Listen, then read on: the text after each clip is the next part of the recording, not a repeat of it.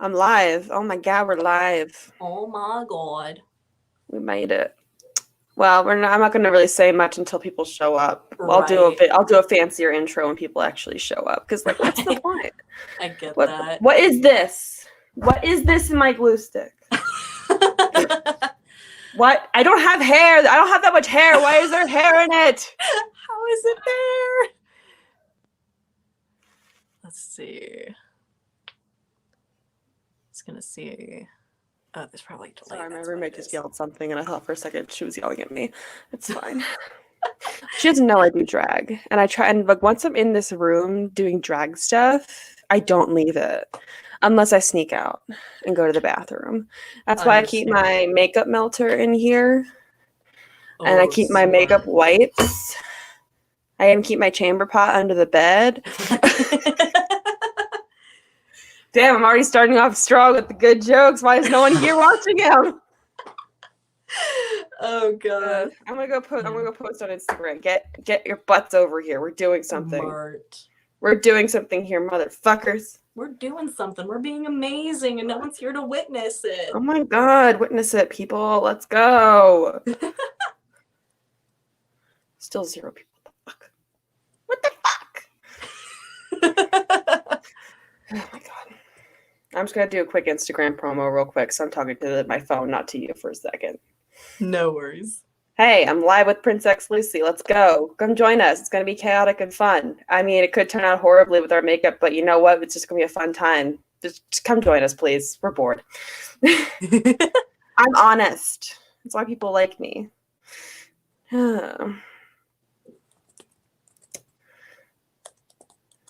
And you know what? If no one shows up, we'll talk with each other and it'll be fine. You know I'm sure what? someone Honestly. will show up eventually, right? Exactly. I know I shared the promo with like some of my friend circles to be like, please come and watch me be chaotic. It's gonna be fun. I'm just gonna go on Twitter. There we go. Yeah, I shared it on my Facebook. I've shared it on my Don't make it a separate word. Don't make it 3 separate words. It is all one word. It is all motherfucker. I yelled at you not to. You did that after I specifically told you not to. I have typed out my Twitch name so many fucking times. You should know this. Right? So it's not that hard. It's not. It's not that hard. Hey, there's one person. Billy's here. Hello. Hey. I know I have it pulled up on my laptop too, just so I can see comments come in. Oh my god. We're just waiting for some more people to arrive.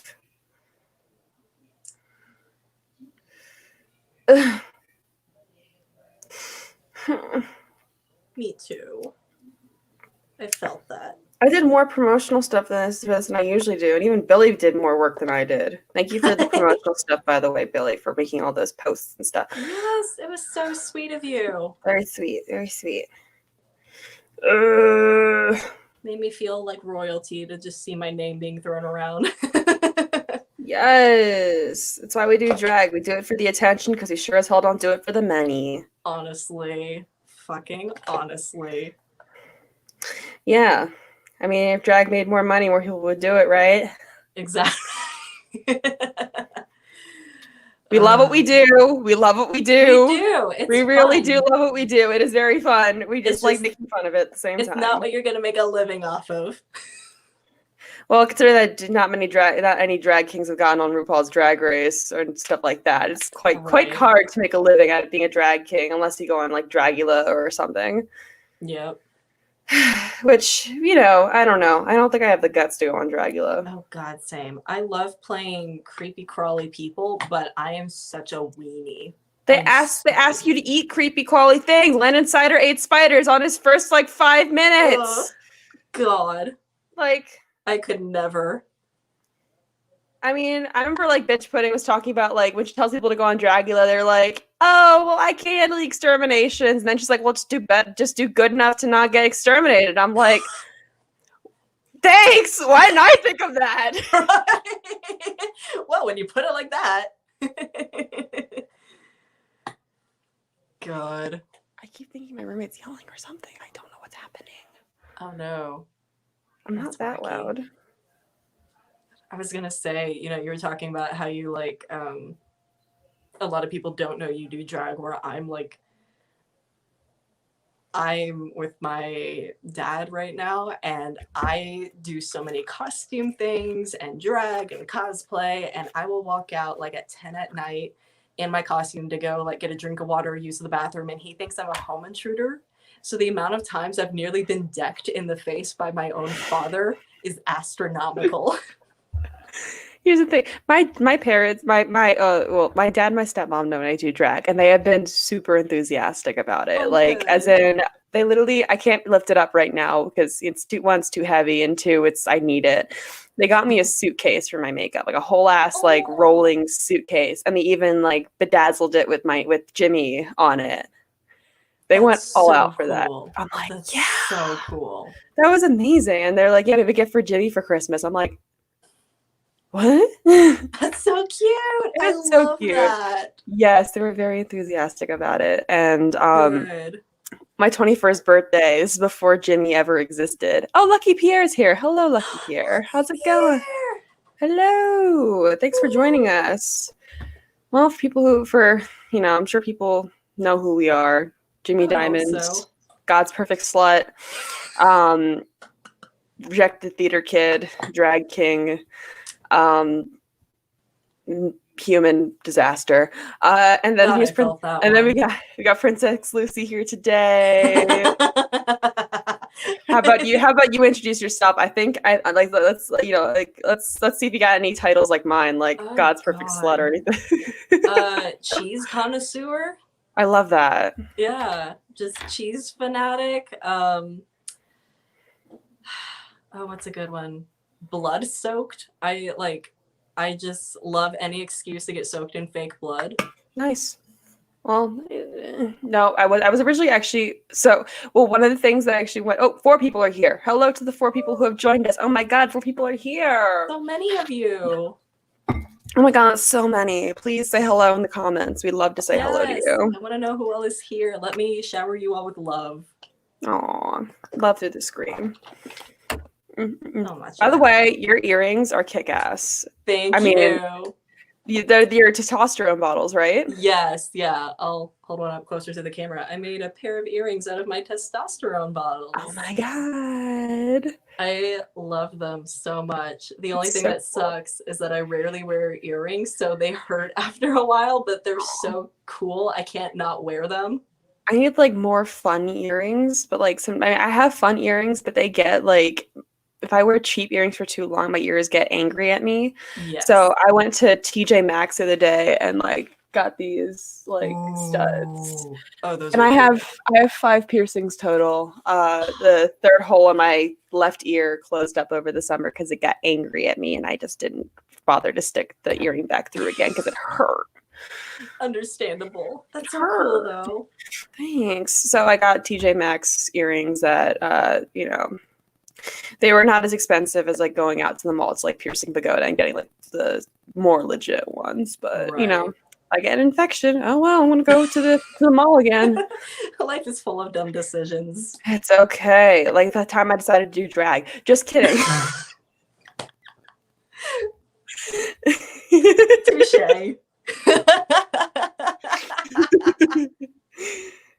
I felt that. I spent so much money on it, and most of it's on fucking makeup. I don't have any clothes. I don't have any clothes. The world's first nude drag king. I'm not wearing anything underneath this. I got the clavicles. We got the clavicle back. Wait, hold on. There we go. Bless. If you want to see more of them, you got to pay for them. Right. The clavicle donation fund. Yes. Yeah, exactly. Insert joke about starting an OnlyFans for clavicle purposes.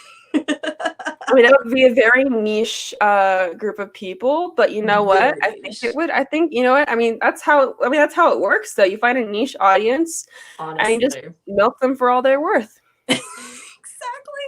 It's pretty much why I do drag. Is like I did a little bit of everything involved with drag for years, but I never combined it into drag until this year. And then I was like, oh, this is what my life's purpose is. This niche. See, I had never, what was I gonna say? I had never done like I'd done drag makeup.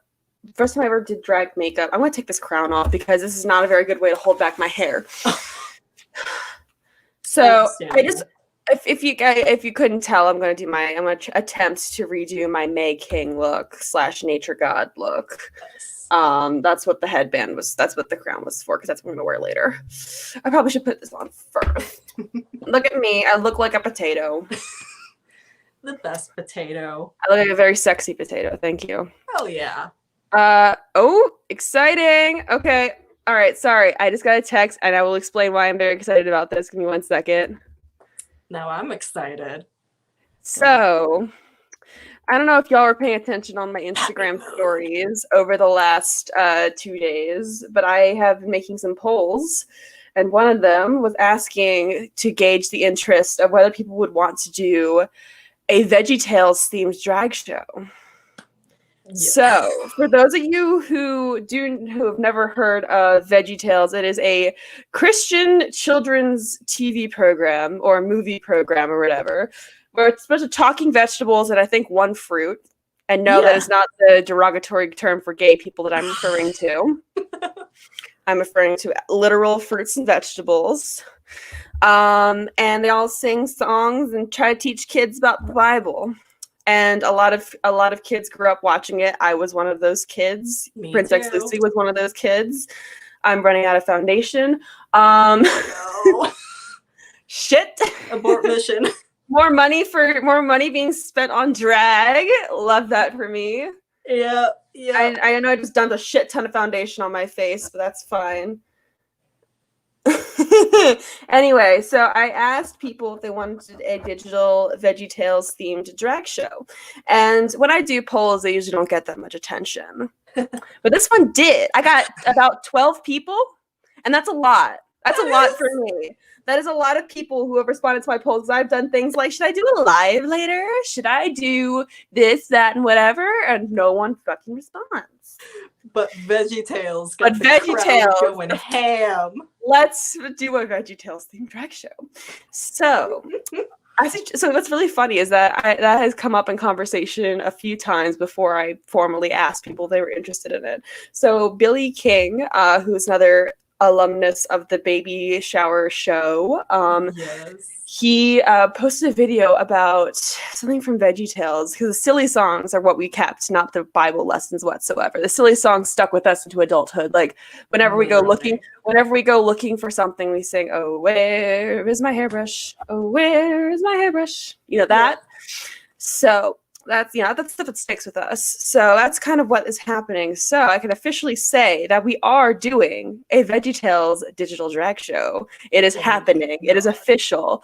And I am doing it with Scarlett Fairweather from Pittsburgh. She is the current reigning Miss Blue Moon 2020. And we are working on it together, and Scarlett just sent me the promotional flyer for it, and it looks fucking amazing. So Scarlett and I will be hosting a VeggieTales themed digital drag show. So yes, people can crawl out of the woodwork for VeggieTales. I'm going to expect there's going to be a bloodbath over his cheeseburger and the hairbrush song. Yeah. We will have multiples. We are allowing multiples of the same song in the show. Just please, we don't want 5 people doing the same song though. So try to diversify your selections. I'm just imagining a show where it's like every performer, like 12 of them, just all do the hairbrush song. Or hairbrush. I mean, Ask Unknown is another drag king, another baby shower alumnus, has done his cheeseburger for what was it? It was I can't remember what the competition's name was, and I'm really it's a blank. It was I know which one you're talking about too. I want to say it was like Witch Trials, but that's not the actual name of it. Yeah, it was like cool gothic name, but I can't remember either. But it was so cool. It was so cool. We stand Ask Unknown. We stand Ask Unknown. Stand Ask Unknown for clear skin. Go follow them on Instagram. Ask Lit Unknown. Ask ASKLE and then unknown. Don't ask me to spell anymore. I lost my spelling bee because I couldn't spell the word historian. I forgot the A. I forgot the A. I felt that. I felt that. Oh my god. So yes, the VeggieTales drag show is actually happening. We, if you're interested, you can direct message either myself or Scarlett for the link to the application. No, I'm not spelling any more words, Billy, unless you tip me. People, I will do just about anything for money. I said just about. I have my limitations, but I felt that. Oh my god, whole mood. So I've talked a lot about me, Prinx Luci. So talk a little about your drag, kind of what your influences are and stuff like that, especially for people who do not know your drag. Yeah, when I first came up with this drag persona, my drag story is very interesting. It's something that I've always looked at, but I was like, I don't know, the community seems a little whack. But that's because I was just looking at like RuPaul.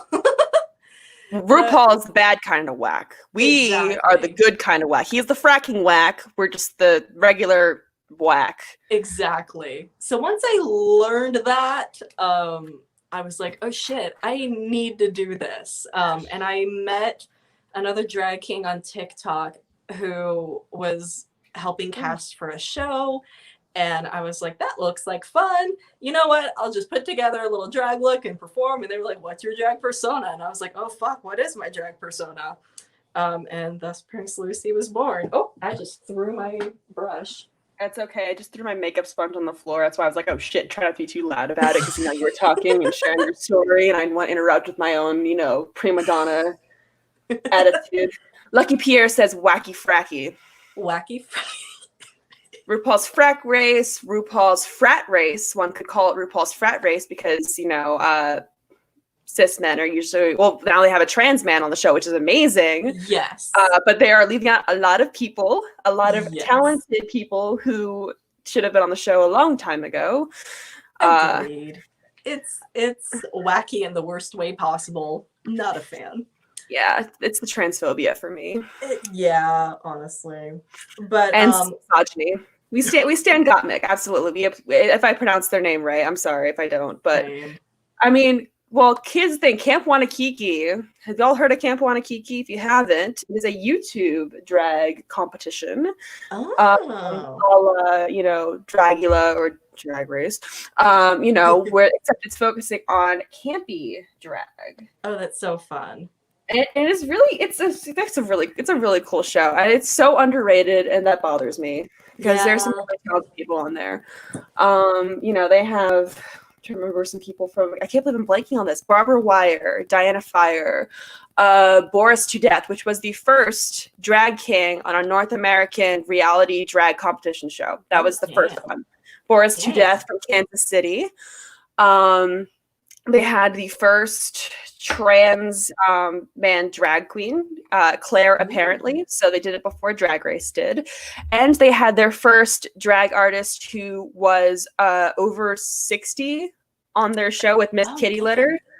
So awesome. They have they have a lot of plus size people on the show. Like it's a cool show, and really, really inclusive, and it's not, and like it doesn't have like exterminations like Dragula. So if the exterminations are a little too intense for you, I just skip them sometimes. Yeah. But Camp Wanakiki has their runways, or the talent shows as they're called. They get badges every week. They do basically it's camp activities and drag. Like that is the cutest shit I've ever heard of. I have a lake love that. Like season 2, they did like a canoe obstacle course or something, and like people fell in the lake, and I'm like, I want to do that. Right? Oh, that's so fun. Like, so if I were to ever do a drag competition show, it would probably be Camp Wanakiki. Honestly, I've never been to camp, so oh my god, I'm literally a program director at a camp. It's amazing. Like my mundane self includes every summer going out and coming up with the schedule for a week of camp. Love that. Oh, it's so fun. Yeah, so they have like all my niches combined. I like need to go and do that. Yes, it just sounds like a really cool show. I just need to like flesh myself out a little bit more. with my drag, I feel like I need to do better with like. There's some things I definitely want to work on for 2021 for sure. I felt Obviously, that. the makeup. I think also I need to like. If honestly, if you want to get on Camp Wanakiki, you got to figure out your humor. That's because Yeah. they do have a stand up challenge. At least in season 2, Ooh. they had an impersonation stand up. So forget the snatch game where you are just only talking when you get called on, or if you find a good moment to worm yourself in. Like no, you are doing an impersonation and doing a stand up. Oh Christ. That's So yeah, I need that's to get that shit together. intimidating. I need to get that shit together before I get on Camp Wanakiki, and I need to figure out how to make shit first. Right. I literally, if you want to know how bad I am at making things, I literally had to Google how to make paper snowflakes That's for my performance for Baby Shower, which is the the Olaf performance, which you get to see again. If you want to, you can watch Hot Metal Hardware's Black and White Ball happening on the 6th. And I'm a special guest on it, so you guys can go watch it. It's on Zoom, $10, and they have a raffle ticket thing. So if you want to help support sex workers in Pittsburgh, buy a raffle ticket, and the money goes to helping out sex workers. So hell yeah! Oh, that's so fun. So I'll be doing that number again because Snowman, Black and White. It's so good. Oh, it's so good, and we love a little bit of Olaf. Yeah, it's a cute number, and so I literally had to Google how to make fucking paper snowflakes. Like that's how like physically creatively inept I am. You are so valid. I feel like I do pretty decently at some of these things, but only because I've been like doing it for nearly a decade now, and even then, like, there's a lot of room for improvement. Like, I can make an outfit out of garbage bags, but yeah, you just did, didn't you? Yeah, like, but out of fabric, dear God, I don't know what I'm doing.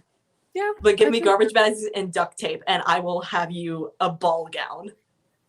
I mean, like, with Camp Wanakiki, they had a challenge in season 2 that was make an outfit out of Christmas decorations. Oh, fun. So, there's that kind of creativity. You would definitely fit in with that.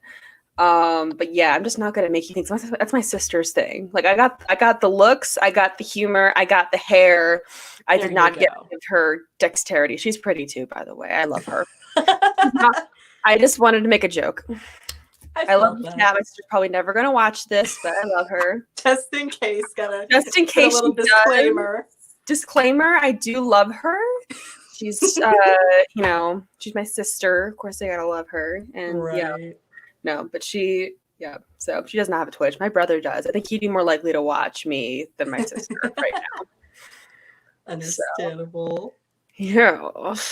So, what kind of look are you going for today? I really wasn't sure. I thought about it for a while, and then I was like, no, I've kind of done that before, and I don't know how to make it new. No, I've done that before, or I'm not ready to do that yet. And then I remembered I bought this cool shirt that almost looks very priest-like. So I was like, what if I did like a demonic priest kind of thing? Ooh, I like that. Yeah, I thought it'd be pretty fun. And I even have like some little horns with me. I just hope I brought the adhesive for them. So insert horny joke here. Literally. God, when Ren Fair was still active before the whole plague hit, I Wait, Renaissance Fair? You work at a Renaissance Fair? I don't work. I just attend every year. I have never been to one. So bad. I have never been to one. I've always wanted to, though. Oh my God. Once the plague is gone, if you ever make your way to Texas, the biggest Renaissance Fair in the country is in Texas. That's so cool. Oh my God. I haven't been to that one yet, and I almost went this last year, and then the plague hit, so I had to cancel. That'll be really fun to make tons of plague jokes while you're there. Oh my God, right? Like, it's just like the opportunity is right there. Yes. But yeah, I went to the local Ren Fair one time. By local, I mean like an hour drive, but it's Texas. That's local for Texas. Exactly. Yeah. So I went and I had like my ram horns, like the demonic ram horns, and the amount of horny jokes made that night. You're asking for it if you're going to dress up like a demon. I know. Oh, I know. It was so funny though. It gave me such a kick. Ugh. Yeah, like like I said, I've never been to a Renaissance fair, but I've always wanted to go because I'm a sucker for cosplay and make believe and stuff. I Yes. haven't really cosplayed that much before. The only time I ever went to a con and cosplayed was when I was dressed as Captain Marvel. Oh, 2019, Pittsburgh Wizard World Comic Con was the first convention I had ever been to, nice. and it was amazing. That's Uh, awesome. so yeah, cons are fun. They're real fun. Yeah. Get to meet all sorts of weird people. It's amazing. Get to meet Honestly. weirdos like you. Right? You know? I went to my first con at 14. Oh, it's so cool. I went again at 15, and that's where I met one of my oldest con friends, because I know a lot of people from cons still, but that was the one that I met at the youngest at a con, and we are still friends to this day. I And love that. oh yeah, it's so fun. And now I don't go often as an attendee very much, but I I don't volunteer with the con itself, but at PAX South, there's a group that hosts an event, and I volunteer with them. They're called True Dungeon, and it's very much a mix of like D&D and LARP and interactive theater. So I'll just go in and I'll play a character that leads people through like an escape room dungeon and taunts them and goofs around with them, and it's so fun. God. I want to go. It's so fun. Oh my God. Well, speaking of D&D, I'm going to start actually my first session is next weekend. So I am starting God. Dungeons and Dragons myself. So like first ever session, you've never played? I have never played before. You are in for a treat. I am very, very excited. You Like should be. like so my adventure, my campaign is actually this sort of Greek mythology kind of world. It's a Magic the Gathering inspired world. Oh, that's so cool. Never played, never really heard of it, but we're kind of going off of that. It's kind of more like Clash of the Titans rather than what's the other one? Rather than Lord of the Rings, So it's like more like Greek mythology knockoffs kind of thing. I love that. So yes, my character is a human paladin. Oh, fun. And her name is Talia Sunbringer. That name exudes so much friend energy. Thank you. So she has an exile backstory. So she's from this kingdom that's kind of like Sparta, very warrior focused and stuff. Yeah. And so she's just kind of raised her whole life to be a fighter. She kind of grew up in like a lower class kind of family. Like she was raised by her dad. And eventually they have these things like the Olympic Games, where it's a chance for people to compete from other kingdoms, but also for people who live in this kingdom, they can move up classes, move up in class and stuff. And so she participated in the games and ended up winning, a spot as a higher class person, and ended up becoming a bodyguard for the princess of the kingdom. Ooh. Harold, they're lesbians. Literally, my first thought was like, there are gay shenanigans happening. There are gay shenanigans. Unfortunately, yeah. Well, there's some tragedy here. It's a tragic backstory. There's always. But, in D&D, never. I'm going to make a character that is so traumatized. That Sue Sylvester meme. That's my character. She is very traumatized. But so they end up like falling in love and all that stuff, and the games come around again, and it's like the games are a way to kind of like for people to show off their strength. And so Talia enters the games to basically win her girlfriend's hand in marriage, and she succeeds. She does really well. But she learned magic when she was younger. She learned like the paladin magic, all that stuff. So it's kind of just thrown in there. But like she did not use her magic to self-heal or anything like that afterwards. She didn't use any of her magic to fight because that was kind of looked down upon if she did. So she's healing by herself. She's kind of gotten the shit kicked out of her, but she still won. Everything's great. Everyone's drunk. And then in the middle of the night, a couple of assassins sneak into the castle, and they kill the royal family, and the princess dies to save Talia, actually. So that's her backstory. The event hasn't even started yet. I know exactly what you mean. I wrote 2 pages. That's 2 pages of amazing. backstory for this character, and the campaign hasn't even started yet. I love that so much. Oh my god.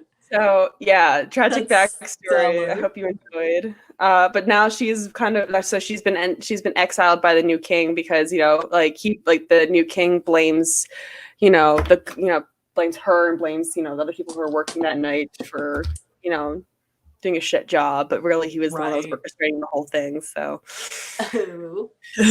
so she's off on an adventure with these people, and actually one of the people in my campaign is doing a Blanche Devereaux from the Golden Girls inspired character. She's a siren. Oh my god.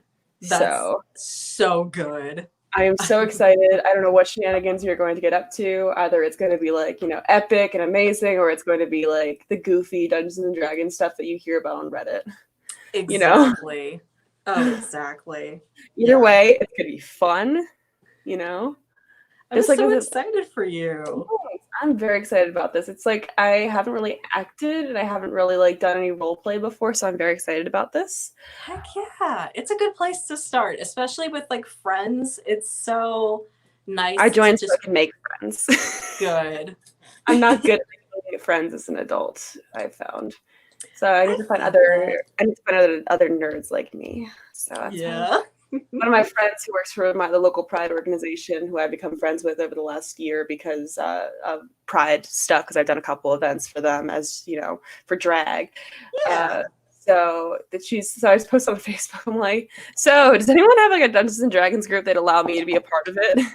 Yeah. So yeah, I gotta say most of my friends come from drag right now. That's where most of my friend groups are. That's where most of my people interaction is coming from. I get that. Which is not a bad thing. I love, I love that I have made friends through drag. That's just so cool. There's so many overlapping interests. Exactly. No, I love it. I've definitely got a whole variety of eclectic friend groups for drag and D&D and LARP. And now theater, now that I'm attending a big university that does productions every semester. Love that for you. Oh, it's so good. Yeah, part of my name is Rejected Theater Kid, so because I am I wish I got involved in theater when I was younger. I tried to, but I just didn't get into the production, and it also just wasn't that encouraged for me. I was allowed to audition. My parents allowed my mom allowed me to audition, but she never really gave it much enthusiasm. Oh. And I did church choir for 5 years and I loved that, and I did dance and I loved that, but then it got in the way of my athletics, and that was kind of the priority. Even school became second to swimming, so. Oh wow. Yeah. So, I did fine in school, by the way. I'm still doing great. I just got a 4.0 last semester. So, after a semester of shit, I got a 4.0. So go me. Fuck yes. Thank you. We anyway. love that. Wow. Yeah, this last semester was hell, but I also brought myself back up to a 4.0 after a bad summer semester. So I'm living.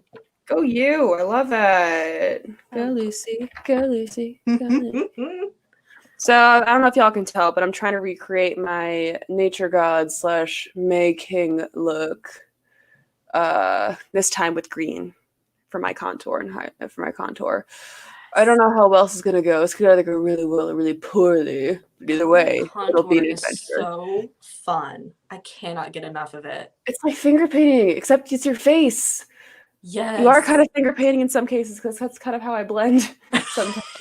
Which I guess some people might think is sacrilegious, but if it's what works, what works for me may not work for you, and this works for me. So fuck off, I guess. I don't know. Me. I do so much of my makeup in ways that the pros would never dream of doing, but I'm I don't have the money or I don't have the motivation, so we do. This is literally a fucking paintbrush from Walmart. So smart though, so smart. It was like a $5 pack of 6. I'm like, I'm getting this shit, right? Yeah, if it works, fucking do it. And I got this palette off of fucking Amazon, and I know Amazon is evil, but right. In the pandemic too, we're kind of forced. So Yeah, exactly. Anyway, fuck Jeff Bezos. Preach. You know, yeah, that. In this house, we all hate Jeff Bezos. Yeah. Does anyone have any questions for us? I know we got an audience, a grand audience of 4, but feel free to ask us questions because we love talking, as you can tell. Honestly, Talking is fun. I love being in the spotlight. Please give That's me why we more do time in the drag. That's why we do drag. Exactly. We wouldn't do this if we were, super shy people. Exactly. Yeah. I need more wigs. Ooh. Oh, actually, I'm getting 2 commissioned from a queen in Pittsburgh named Violin. Ooh. Oh, that sounds fun. Yeah, she is very cool. She is very talented, and I'm asking her to do this one wig that this one hairstyle that I saw Adam Lambert have when he performed "New Eyes," which is one of his new songs, on some talk show. I don't really care what one it was. His hair looked like Jesus, kind of, and so I'm like, that's perfect for a glam rock Jesus moment. So that's what I'm asking for. I respect that. I do want to do a Jesus number eventually. I am doing a religion-inspired number, and I'm not talking about VeggieTales. Once I'm not talking about VeggieTales, I am going to legit do a religion-themed number for my next big drag performance. Hell yes. I so badly, after my roommate introduced me to the movie, all I can think about is doing a Jesus related number, but with the song Listen to Jesus Jimmy from Reefer Madness. Oh my god, that's my name. I didn't even connect. I've never seen Reefer Madness. I've heard that it's like fun. It's fun to watch, like in the same range as like Repo and Rocky Horror. And stuff. Oh, it's so good. And it's got Kristen Bell. Oh my god. Yeah. Okay, well, so I lied. I am going to use Clown White. Always room for Clown White. Also, I saw that Pierre mentioned that they got a wig for Pavi, and I'm just so excited to see that. Okay, so the palette that I'm using is what's the thing? It's Athena painting palette. Ooh. It's very smudgy, as you can tell, because I've used it a few times. So it's the Athena painting palette from Amazon. I'll DM you I'll find it in my previously bought shit, and I'll send you the link to it so you can get the more precise answer. But it's cool. I used part of it for my sun look, my angel / sun god look that I did for baby shower last week. I used the gold from that to highlight the face a little bit, turn a little bit more yellow than gold, I will warn you, but it still looked good. And I did a blue look, which I posted on my story, that looked kind of like Mr. Freeze on his day off. And the colors turned out really good for that. So that's what I use. I can hear my dad watching football in the back. Oh my god. He's having a grand old time. That's wonderful. Good for him. Let's see. Yeah, so speaking of Pavi and Repo and Reefer Madness and cult classic films, don't you have a Repo show coming up? Would you like to tell the people about that? I do, yes. Hopefully either the last day of January or the first weekend of February, depending on when I can work with this other person on a streaming schedule. I will be premiering a little Repo the Genetic Opera drag show. It's got a lovely, lovely, lovely cast of lovely people. I'm kidding. Plenty of other people that are just as lovely, if not more so than I am. You're all lovely, god damn it. You're all breathtaking. Have you Honestly, seen that? I was just so taken aback with how popular the application form got. How many people? Oh god, like I think overall it was like just one away from 50 people. God damn, that's about as many people who applied for the Rocky Horror drag show, which you were also in. Yeah, the Rocky Horror show was so fun. And I took a lot of inspiration from that on how to structure this, because I was like, yay! I wanted to do something like this for a while, but I was like, I don't know what the fuck I'm doing. So I'm just like, I will take ideas from all these other shows I've been in and just mush them together. You love that. Yes. All right, we'll So, see. yeah. This is probably not going to turn out the way I want it to, but whatever. It still looks amazing, though. Does it? I find that with so many looks is like it never turns out the way I want it to, but it always turns out good. Yeah, I mean, it usually takes me until I put my eyebrows on to Oh, figure yeah. out how good it's going to turn out to be. I get that. I really feel like a man when I put the eyebrows on. The man who lies in the eyebrows. The eyebrows make the man, not the penis. Honestly.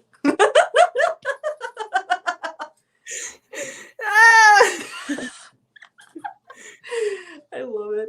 Also, Billy, you said I could advertise in the Drag Work Facebook group. I definitely plan to. I've actually spent today working on posters with all everybody's images, and hopefully I'll start posting those soon. I'm super excited. It's just such a good cast, and everybody seems so excited about it, which makes me happy because I love Repo so much. Like Repo is amazing. I mean, you go on about Repo first before I start rambling because I will start rambling and I can't stop. I first got into Repo because I was at a little retreat with a Unitarian Church youth group. That is a great place to get into Repo the Genetic Opera where 3 people get disemboweled in the same film. Honestly,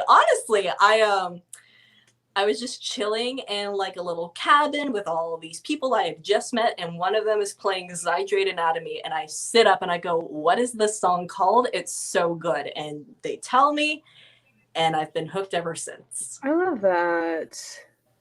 What got me into Repo? I was really bored. I'm a big fan of Rocky Horror. I was in 2 different Rocky Horror shows this past year, which is amazing. And Rocky Horror is how I really got. That was the first time I ever did drag was as Frankenfurter for Halloween in 2019. So that's the first time I ever did drag in public. And no one at the straight Halloween party I went to understood who I was, and that made me angry. Then I went to the gay bar that night for the Hocus Pocus drag show, and everyone's like, oh my god, I love your Frankenfurter. And I'm like, thank you. Hell yes. Like, vindication. But anyway, like I think I saw something like I saw Venus Envy, who's another really talented drag artist, if y'all haven't heard of her. So Venus Envy posted something about Repo, and I remember I'd heard something about it before because I follow Pittsburgh Shadowcast, the Junior Chamber of Commerce Players, who also performs Repo when, there's not a pandemic. Right. And so I was like, fuck it, I like Rocky Horror. Let's see what this shindig is about.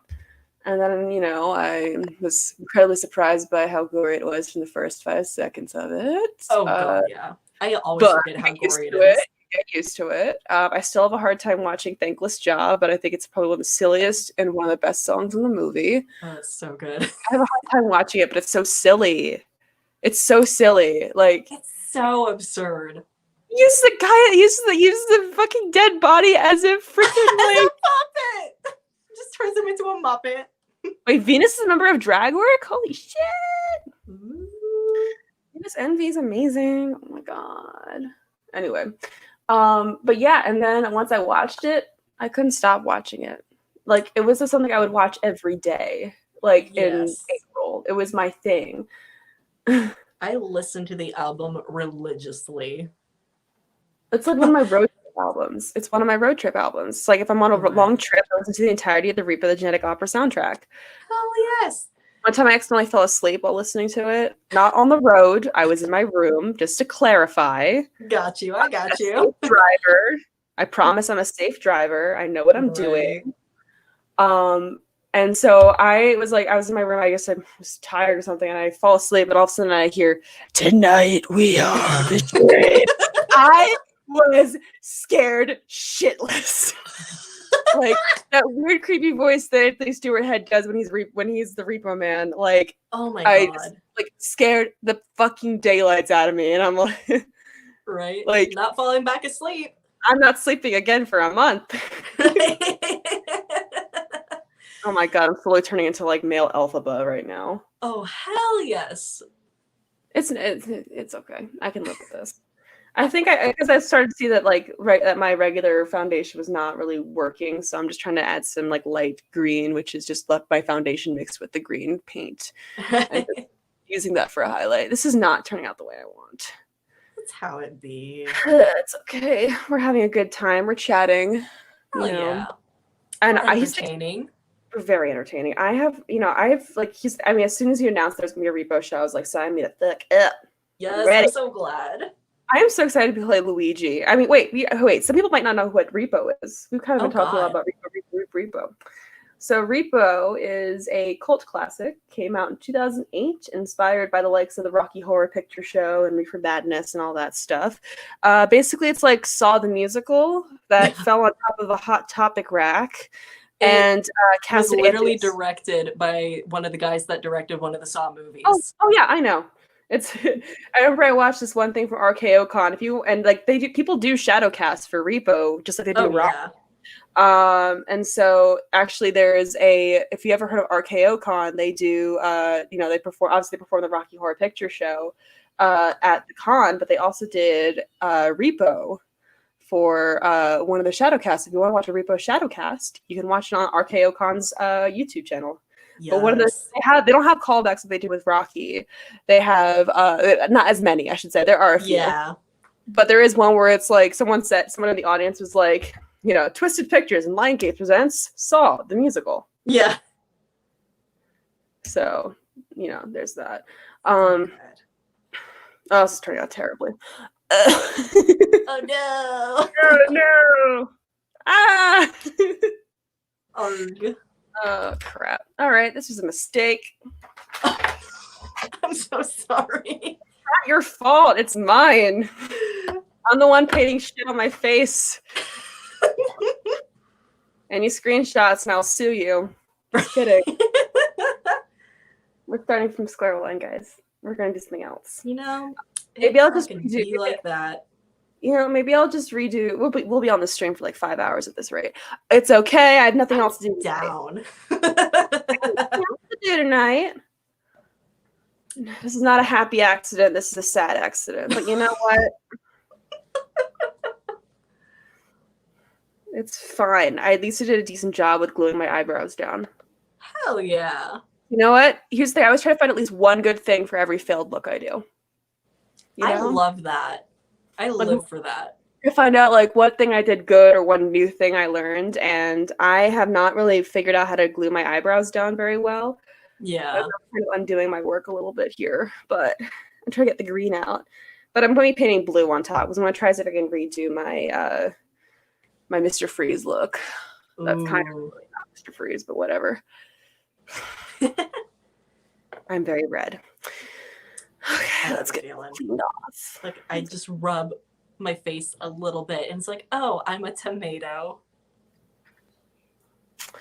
Oh my god. But yeah, Repo basically it takes place in a not too distant future, 2057, I think. Yeah. Where basically you can get an organ transplant. But you have to be on the super expensive payment plan, and if you don't pay your debts, they can send these people called repo men after you, where they basically disembowel you on the street. I think I covered that pretty well, right? Yeah. Oh yeah. Where they disembowel you on the street. Pretty much, yeah, not false. And then the actual story is that there's this guy who is a repo man, and his daughter Shiloh has a blood disease, and he kind of keeps her in his house that way she doesn't, go outside and die. And so the CEO of this company that basically runs the entire world at this point and has made repossessions legal, and that's what the repo men are for repossessing organs. And basically he's dying and his 3 kids are assholes, to be putting it nicely. So he doesn't want his kids to inherit the company. So he ends up somehow finding out about Shiloh, which we know how he finds out, but I don't want to spoil the movie. All right. He finds out about Shiloh and wants to, have her inherit the company instead. There's a whole love triangle shit that happened between the CEO, the repo man, and this one lady, Marnie. So yeah, there's a lot of shit going on. Sarah Brightman's in this movie. Paris Hilton's in this. Yeah. We got Paris Hilton. Yeah, and it's one of her best roles, according to people. Like, she's playing herself. Actually, what's one of the funny things is that is one of the callbacks or one of the things that you do when you watch Repo with the Shadowcast is that at one point when she sings "I will never sing again" and the whole crowd's supposed to cheer at that point. Yeah. I mean, if you listen to her sing in the movie, it's not Sarah Brightman. Let's just say that. Yeah. See, you already got like almost a full face going. I just am back to square one. You know, that's what you gonna do. Yes. I think this is more about the conversation than the makeup at this point, right? Right? I think. Yeah. You know, I like to think we're both pretty witty and funny enough to keep people entertained. Oh yes, we're entertaining, right, guys? Please validate us. Please validate us. And if you don't think we're entertaining, lie. Just inflate our ego so we feel good. Exactly. I mean, what do you know? Exactly. Insert joke about drag artists here. Right. So now Lucky Pierre says that they're entertained. Thank you. Good. Thank you. Don't tell us if you're lying or not. We don't want to know. That's the point of the lying part. I am reapplying my primer. If at first you don't succeed, cry about it and then get it together again. I don't know. Truly. I'm not crying about it. I'm actually quite chill about this now. There's more important things to cry about. Honestly. But yeah. But Repo is like, you know, it's not meant to be an Oscar-winning movie. It's supposed to be hokey. It's supposed to be campy. You're not meant to like take it super seriously, and somehow ends up breaking your heart in the end. I remember watching it for the first time, and the song "I Didn't Know I'd Love You So Much" came on, and I'm like, I'm feeling things. Why am I feeling things now? I didn't ask for this. I just wanted to say, Bobby, shut the fuck up. You know, so I play Luigi, who's one of the in Lucy's drag show, and so I'm playing one of the asshole children of the CEO, and he is the psychopath. I mean, they're all psychopaths in some capacity. Oh, yeah. He is the psychopath that gets angry and kills people if he doesn't get the right coffee order, which does actually happen in the movie. What's this, rat piss? You see how many times I've seen this movie, right? God, it's so funny. It's just, I mean, it's kind of the three kids are supposed to be the comic relief in a very, very dark movie. Exactly. So yeah, I mean, Pavi steals women's faces. You know, Luigi stabs people. You know, boys will be boys. Boys will be boys. Paris Hilton's character is just Paris Hilton with a different name. You know, accepting a singing career, addicted to plastic surgery. And wears fetish gear pretty much, which everyone's wearing fetish gear in this movie. Oh, and that's not a judgment. That's not a judgment. It's just a fact. Yeah, it's just how it'd be. Like I said, hot topic. R-rated. Yeah. Oh, it's so good. You look so good so far. I love it. Thank you. I'm a one brown man. I look like a half-baked potato. A fabulous half-baked potato. Thank you. The most scrumptious baked potato. That was like a full-on clown honk. Fellas, y'all ever just laugh and instead become a clown honk? Honk.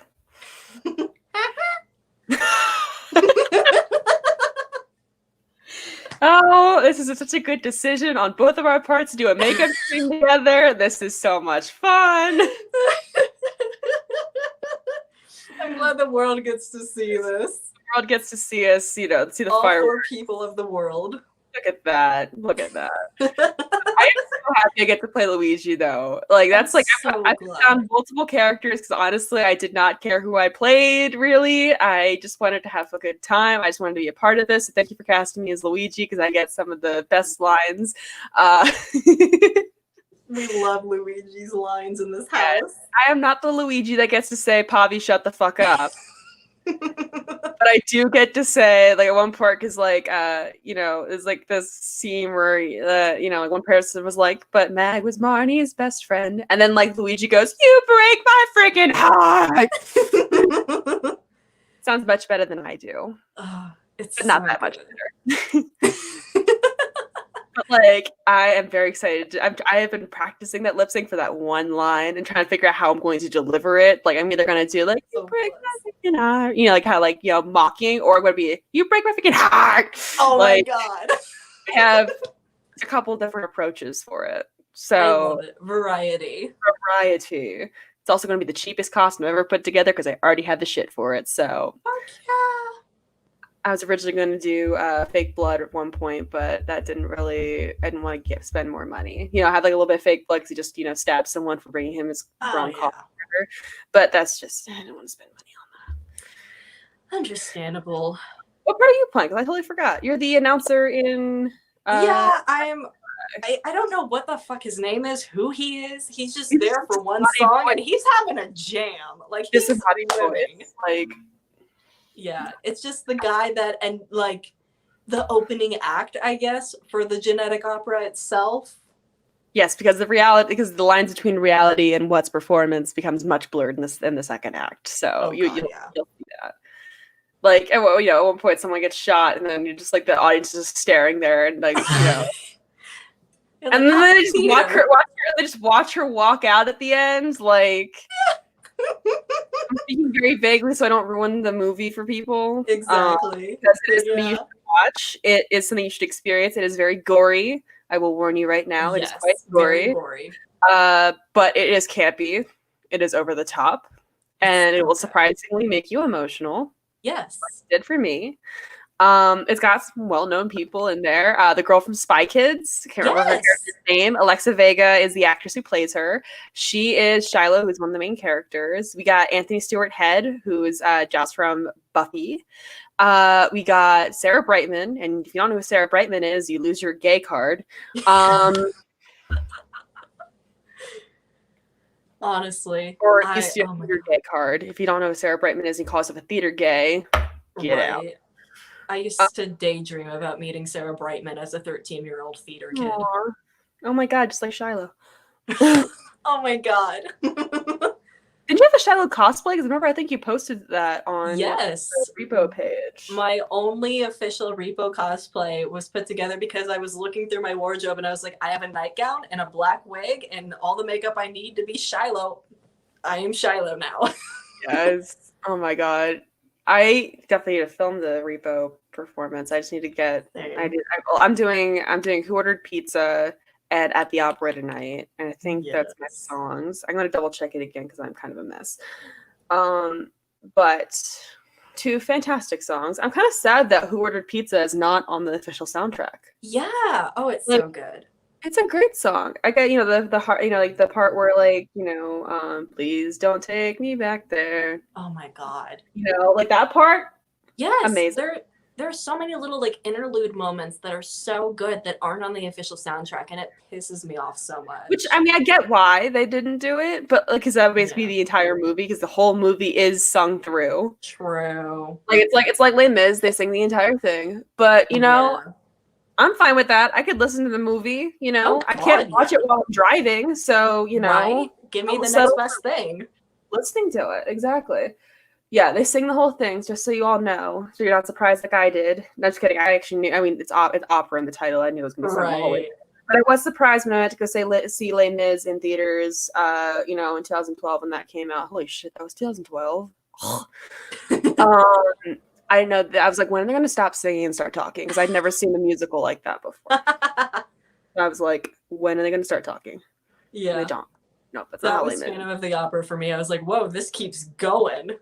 That was me when I was watching, because like one of the things on YouTube is called The Shows Must Go On, and so they were showing like all these different favorite musicals, and so I got to see Kinky Boots because of that, which I missed that one.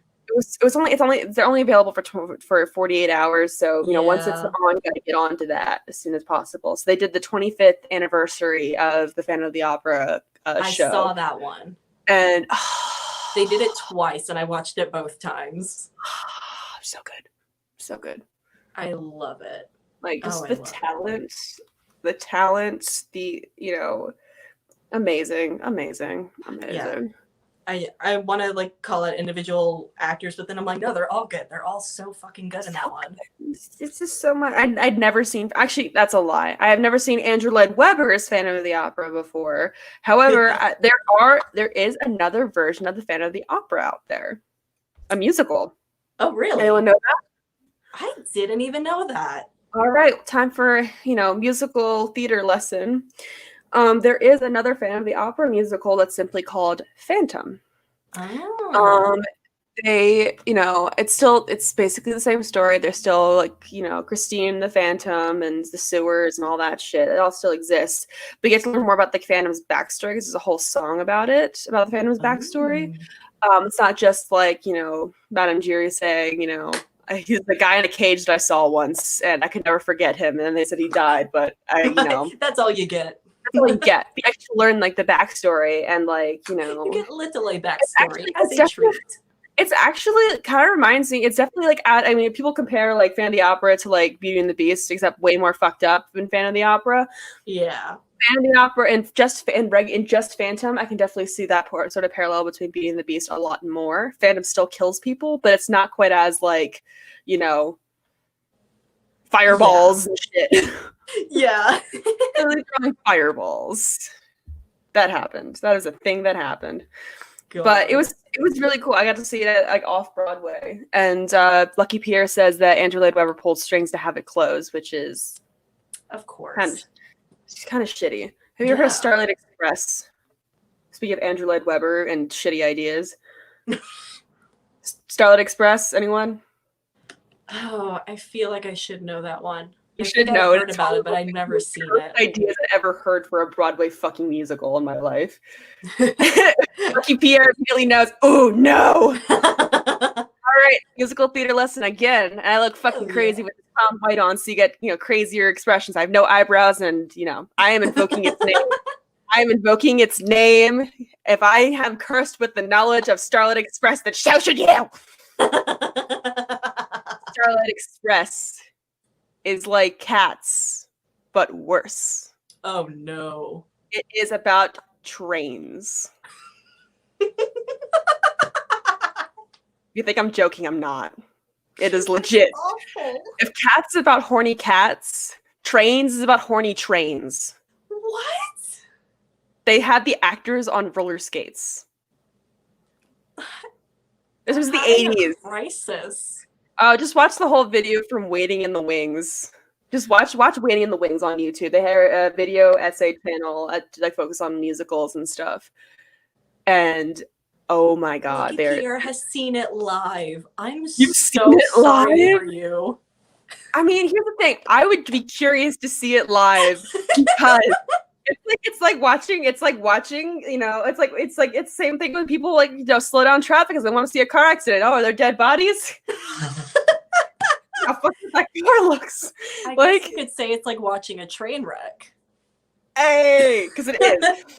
But I mean, here's the thing. After learning about the musical and the stuff that the actors had to go through to do the training for that show, because the set moved. They were going at something crazy miles per hour on skates, and the stage moved. There were different set pieces. Just look up Waiting in the Wings, Starlight Express. It is incredible. Wild. It is the most I wish I could have seen it because it is just so fucking strange. Yeah. I gave up on setting powder. I'm not even bothering with it anymore. I'm just what am I gonna do with this? Take it off. That's exactly what I'm gonna do with it later. So, I'm just here to chat with people about weird ass musicals. So we live for that. No, appreciate it. But yeah, I think it's horrible. Basically, it's like a culmination of all of these projects that Andrew Lloyd Webber was going to work on, but never came to fruition. So he was supposed to work on this thing that basically was going to. I think actually it turned out to be Thomas the Tank Engine. You remember that child TV show? Oh yeah, I watched that.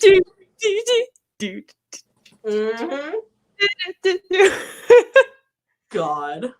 gonna make a note of what time I started doing the weird Thomas Tank Engine theme because I'm gonna start making a compilation of my cursed moments, and that's one of them. Good. I love that. Clown white makeup and looking like a fucking psycho. This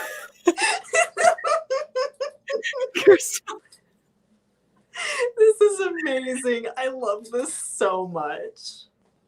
I need to make like a moment, like some of my best moments. Yes. Hosting shit and doing weird shit. God's Perfect Slut's gonna be one of them. Oh God, yes. You know. Billy Button would like to know what is our least favorite musical and why. Oh, that's a hard one. It shouldn't be hard. Well, it's probably hard because whatever's my least favorite musical, I've probably blocked it from my brain. South Pacific. That's my least favorite. Say again? South Pacific. Oh. So boring. I haven't seen that one. So boring. It's so boring. Fucking boring. I'm sorry for all those who like South Pacific out there, but it's kind of racist. My grandma loved it. I mean, my grandma's probably racist. I know she's anti-Semitic, but my grandma took me to see it. And she absolutely loved South Pacific, and my sister fell asleep during it, and I wish that I did too, because I hated it. Like, that's the only musical I don't like. I like just about everything. Yeah, no, I get that. I But, think the only ones I don't like are renditions of musicals or like performances of musicals that are just done poorly. See, I would rather see Starlight Express than see South Pacific again. That's telling. Okay. Starlight Express, at least entertaining and how terrible it is. South Pacific is just boring. Oh God, yeah. And the film is a weird age gap romance too, so that's super uncomfortable. Yeah, that too. But basically, South Pacific it takes place during World War II, during the time when the U.S. is island hopping, trying to get to Japan. So it takes place on one of the islands, and there's some pretty racist depiction of the people of the indigenous people who live there. Ooh. Yeah. Yeah. Yeah. I also don't like The King and I. Oh, I haven't. My grandma also loved that. Seen that. What is it with my grandma's favorite musicals being super racist depiction of non-white people? Yeah. I'm serious though. It's super fucking racist. God. And the book that it was based on was also super fucking racist. So just retire The King and I. Don't make it a thing anymore. I don't get it, y'all. I don't get it. Yeah, that's. I also would rather see the Spider-Man musical than see South Pacific again. You heard you ever heard a Spider-Man musical? I've heard of it, but I haven't seen it. There are a lot of musicals like that I've heard of but never seen. Look up Waiting in the Wings, Spider-Man Turn Off the Dark. Yes, that is the actual name of the show. It's not just the Spider-Man musical. It is Spider-Man Turn Off the Dark. That's wild. It's as if they were waiting to make a series. Oh my god. It's so bad, especially because I am a Spider-Man fan. I grew up with Spider-Man. He is one of my favorite superheroes ever. Yeah. I'm not really a big fan of the Spider-Man in the MCU, but that's a topic for another makeup stream because I will go on a long tangent about why I don't like it. But love that for you. Oh, thank you. But that'll be another time. But the Spider-Man musical, Julie Taymor was one of the people involved with it. And if you want to know exactly how doomed Spider-Man was from the start, the initial Yes, you're ready for it. Oh, I'm curious. It was the initial producer or something, or investor or something, straight up dropped dead before they could sign the papers to make this thing official. What the fuck? Yep. Holy shit. And then everything else went wrong after that. And people would attend the show just to see how much of a train wreck it actually was. Oh my god. Yeah. Look up Waiting in the Wings Spider-Man musical. That was insane. But they did Cirque du Soleil level stunt work in a Broadway musical. That's impressive. It's very impressive. And that's why I want to see it, because at the end fight, they would be Spider-Man and Green Goblin would be fighting over the audience. And yeah, tons of actors got injured during that show. One guy straight up almost died. Oh my god.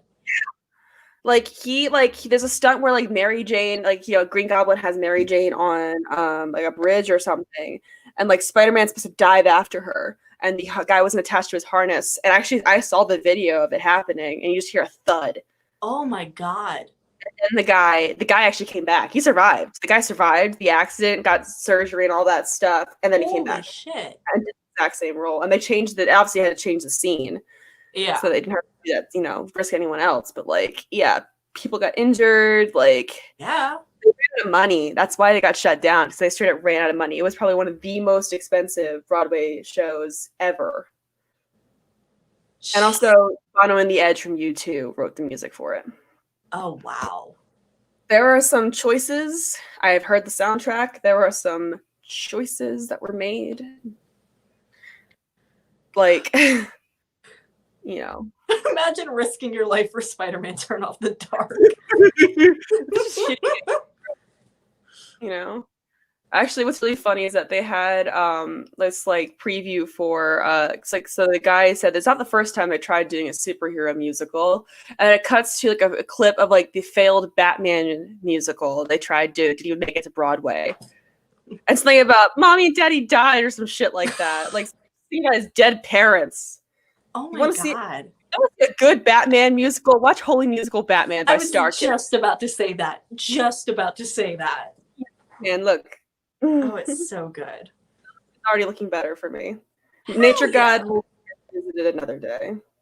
Green is just my color. I don't think it's my color. But so Star Kid. Thoughts? Yes.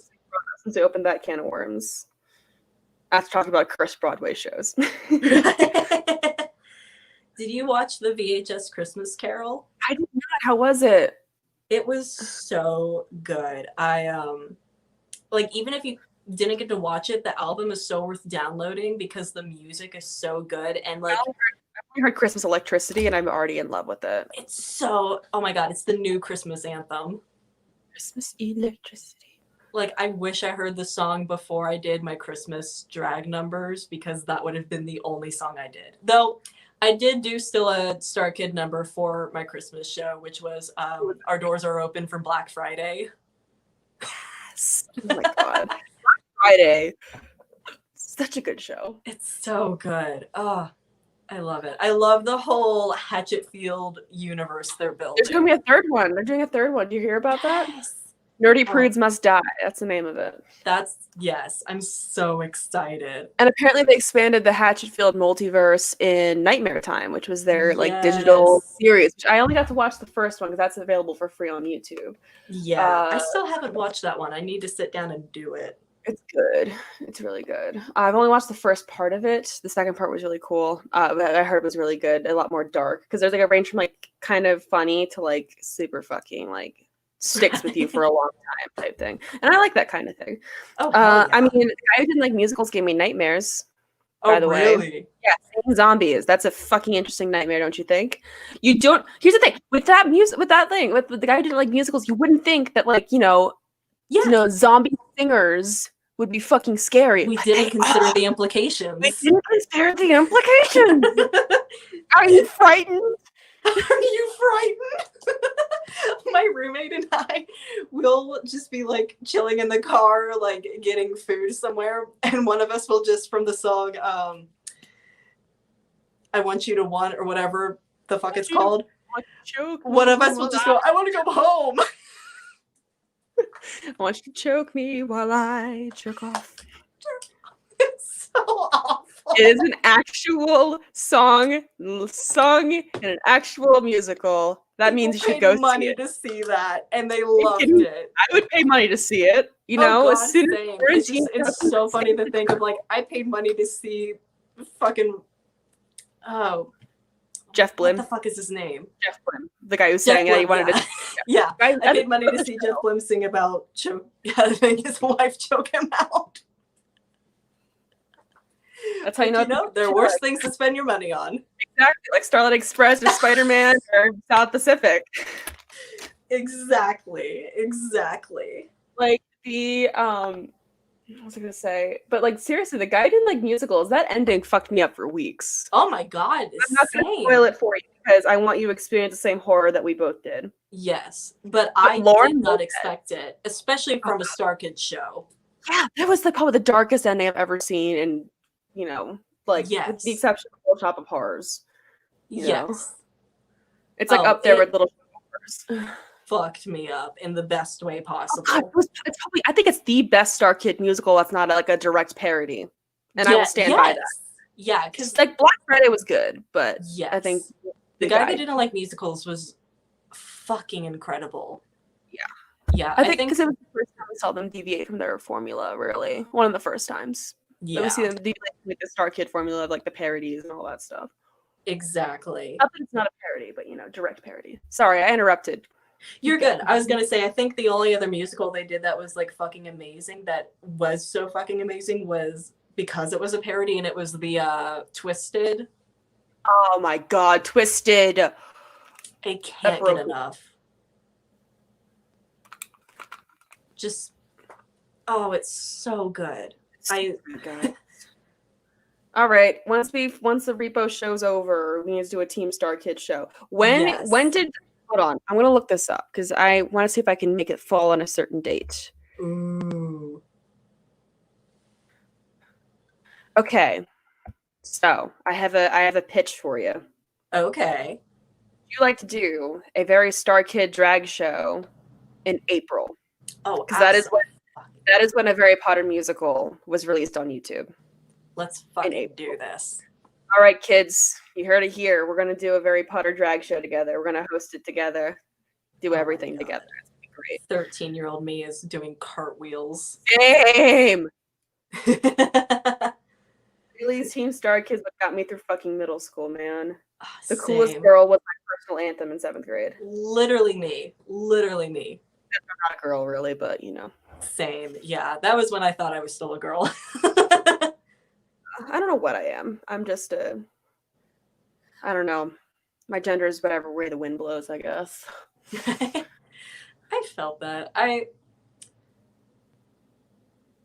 My gender is ambiguous and weird. I just settle on non-binary because it's the best thing that encompasses the void that lives inside my soul. I just I personally like to use the word genderqueer to describe myself, my gender identity. It feels like, I don't know, it feels the most me. Hell yeah. Non-binary, I fits under the non-binary umbrella. Exactly. But for me, the word non-binary doesn't really quite fit to describe myself. I don't want to use the word non-binary to describe myself. For some reason, it doesn't quite fit. Which makes sense. Yeah. So technically, I am non-binary by being genderqueer, but like me, I'm just a speck of dust on the gender spectrum. I love that. Oh, sorry, I'm a fleck of glitter. Oh, there you go. There you go. I'm not dust. I'm a fucking piece of glitter. I get everywhere and irritate people.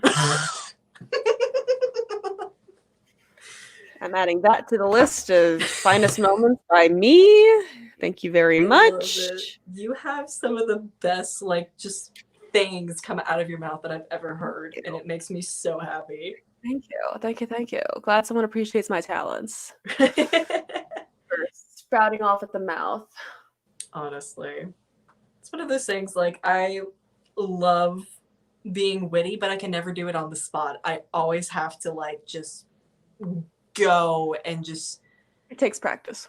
Yeah, it's never planned when I say something witty. Oh, yeah, absolutely. I get it from my dad. Hell yeah. Yeah, same, honestly. Oh my God. My dad and my brother are sarcastic. That's the best way to be. Honestly. Oh, it's so fun. My lines are a little too defined. Maybe less blue. Slightly less blue. Come on, blend. Maybe I should start working on my eyebrows and then I'll feel better about myself. Hell yeah. That's a good plan. I don't feel like Jimmy until I put the brows on. Where's my tiny brush? I get that. But yeah, gender is weird. Do what you want. Fuck the binary. Honestly. Do what makes you happy. Fuck the binary, do a little dance on it, take a shit on it, do whatever you want. Piss on the binary's grave. Like, what's the thing from Gaga? show-stopping, spectacular, never the same, never afraid to reference or not reference, eat it, shit on it, give birth to it. God. That's just like my gender is a performance, and no one gave me my lines. Yeah. Oh, I felt that. You got a compliment on your earrings from One Lap. I am very sorry if I mispronounced your name, but you got cool earrings. Thank you very much. They are made out of my empty vials for my testosterone medication. Congratulations again on transitioning. That is so cool. I love that for you.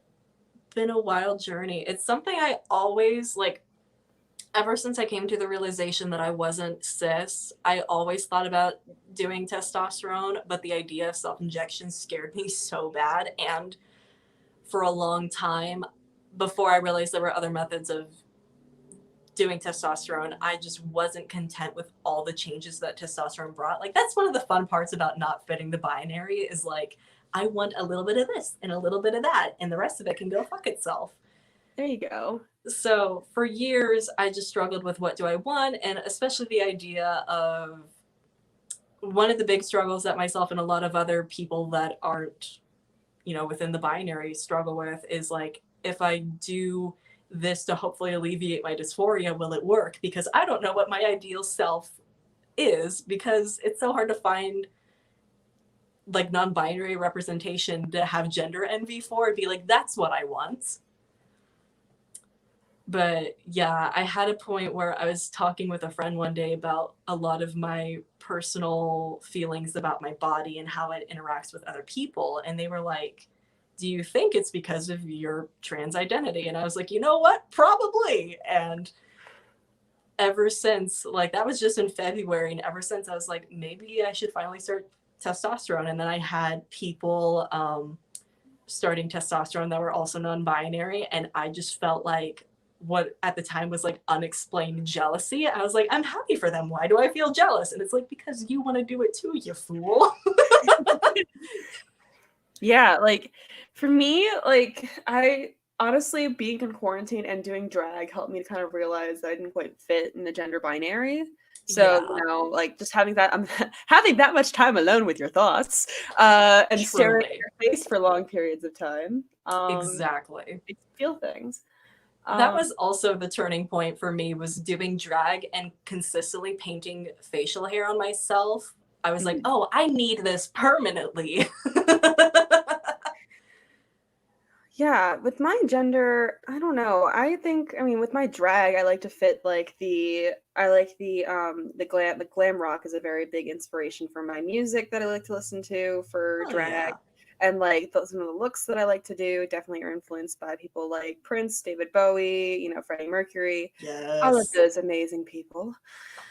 And like it's for me how I describe gender and how I interact with it. It's like some days I feel more feminine, like I want to wear makeup, I want to wear dresses, I want to not that men can't wear dresses and still be considered a masculine person. It's just how I'm feeling that day. It's your flavor. Yeah, some days I don't want to wear a sports bra, and it's not just as a matter of comfort. I just like to be able to see my tits, I guess. And some days like get them away from me. It's a very interesting relationship that I have. And then I remember I was in this group that was called Bodies in Motion, which was for athletes who were assigned female at birth / who are identify as women. Yeah. And I am not out about my gender identity to a lot of people. So, I mean, that's fine. You can talk about my gender identity as Jimmy. That's totally fine. Right. But like not many people in my life know that I am genderqueer. But I remember when I was talking in the group and they said like, as women, and I remember I was trying to just like talk about my experiences. And like, I was like, as a woman, like some days I'm fine with people saying that I'm a woman. Sometimes I'm okay with saying that I'm a woman, but just other days I'm just like, no, this one eyebrow is looking very different than the other right now, by the way. I'm kind of doing this like. I get that. Yeah, I had that earlier where I was trying to fix this eyebrow and it's like, they're not even sisters. They are just strangers that met on the internet. I'm calling mine like cousins. They're cousins. If they can't make them sisters, make them cousins. Hell yeah. cousins that met at the barbecue. But they both look good, so it's fine, I guess. Oh yeah. Also, my eyebrows are just naturally, one is actually higher than the other. Symmetry is a myth. Honestly. So this is fine. But it kind of looks like I'm like, yeah. So like sisters, not twins. Yeah, mine's just cousin. They're cousins. It's fine. Anyway, gender is weird. Do what you want. Say how you feel. Don't let anyone tell you that gender is real. That's not that's something I came up with. That is from a song called "Gender Is Boring" by She, Her, Hers. Go listen to it. It's a great song. Yeah. I will definitely do a drag number to it eventually. I also wish to do the Gender Binary Blues by Jinx Monsoon at some point. Have you heard that song before? I haven't. Oh my god, I fucking love Jinx Monsoon. I'm gonna check that out later tonight. That sounds so good. All of her music lately. She is so fucking talented. She's one of my favorite drag queens. I asked my stepmom for a cameo from her for my birthday. So I hope I can get that. Because I love her so much. Like, I have some just hyperfixations with certain drag artists, and Jinx Monsoon is my current one right now. My roommate and I watched her season recently, and I was so in love with Jinx. So talented. Like, she has she just shits talent. Like, she just has, honestly, like, how she has vocal range. She can dance. Yes. She can act. She's hilarious. So stunning. Like, she's hilarious. She is like, she's witty. Like, I want to be her when I grow up. Like, right? I just want to be Jinx when I grow up. I just want to be Jinx when I grow up. But like, I'm serious though. Like, she is one of my favorite drag performers. Like, period. She's not one of my favorite drag queens. She's one of my top favorite drag performers ever. Yeah. So Lucky Pierre was telling me that the demon face with cat ears is a look, and I'm so glad. I'm just kind of in and out, but those blue eyebrows are fierce. Thank you. Hell yeah. They match my little robe got going on here. You see my foundation on it. It's been christened. So fun. It's been christened.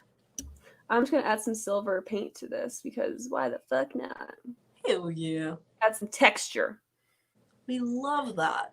Love some texture. But seriously, go and look up like Jinx Monsoon's music because she does a lot of covers, but she also has original music. That's awesome. She has 2 albums, The Ginger Snapped, which is her most recent one, which has a Gender Binary Blues on it.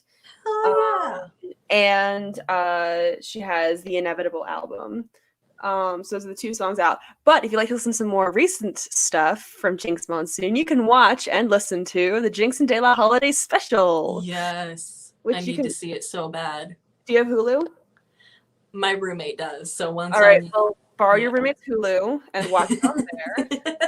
But for those of you who do not have Hulu or do not live in the United States, it is available to rent or to buy from jinxanddela.com. Good. It is so good. It is. I have watched it too many times, to the point where I can recite probably a good portion of it at this point. That's the best, though. It's so good. That's me with the Sky High movie.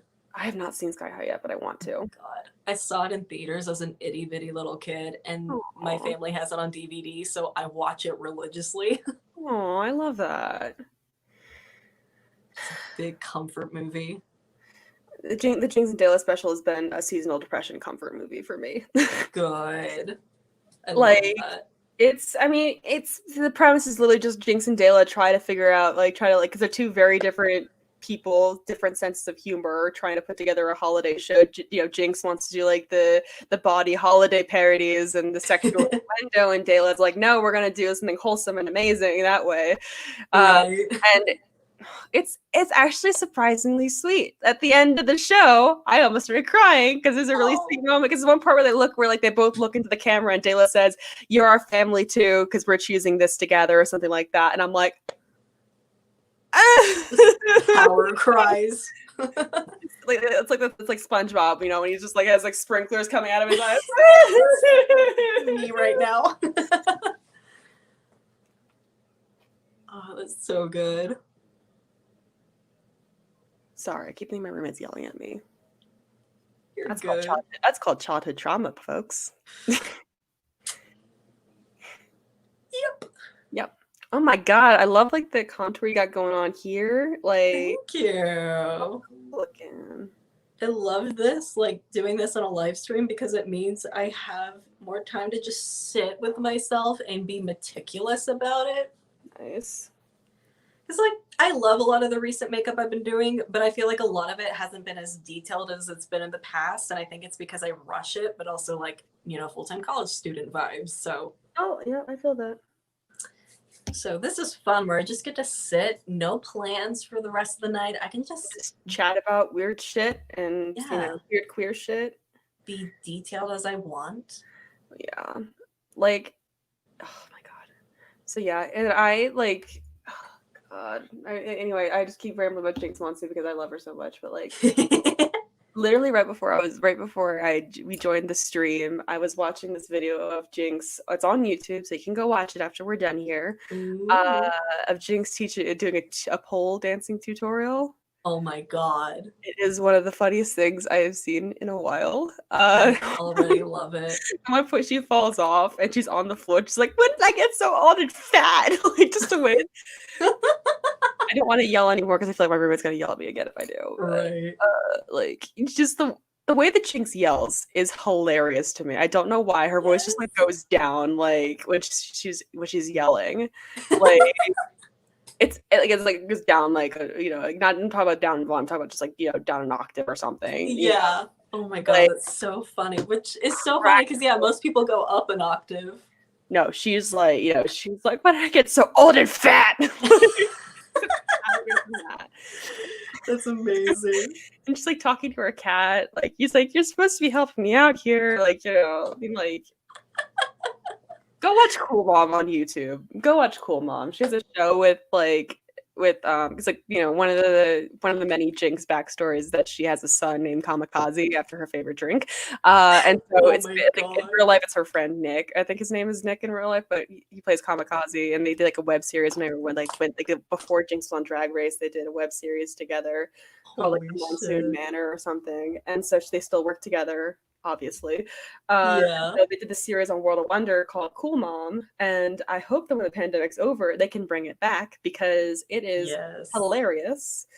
I honestly, it should be just as popular as because it is really, really funny.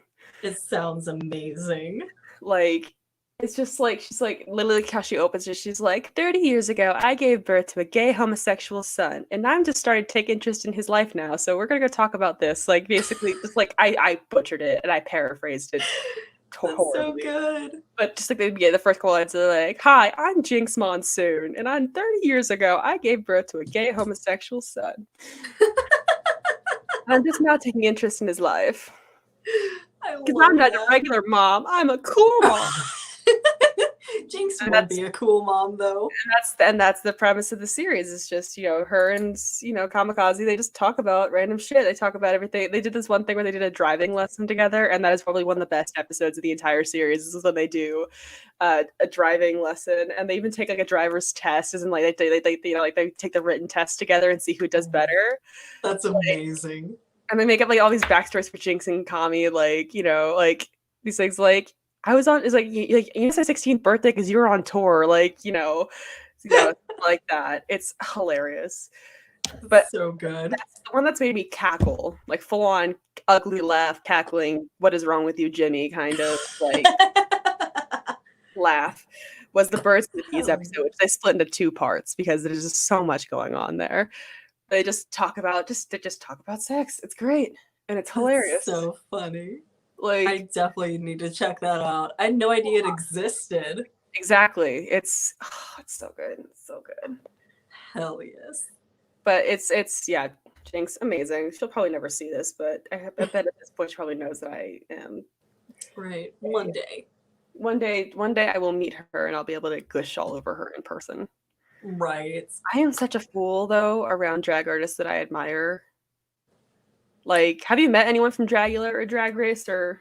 I haven't, but I can imagine what I would be like just based off of how I am around other people that I've bumped into that I'm like, oh, I know who you are and I admire you. I'm going to be awkward now.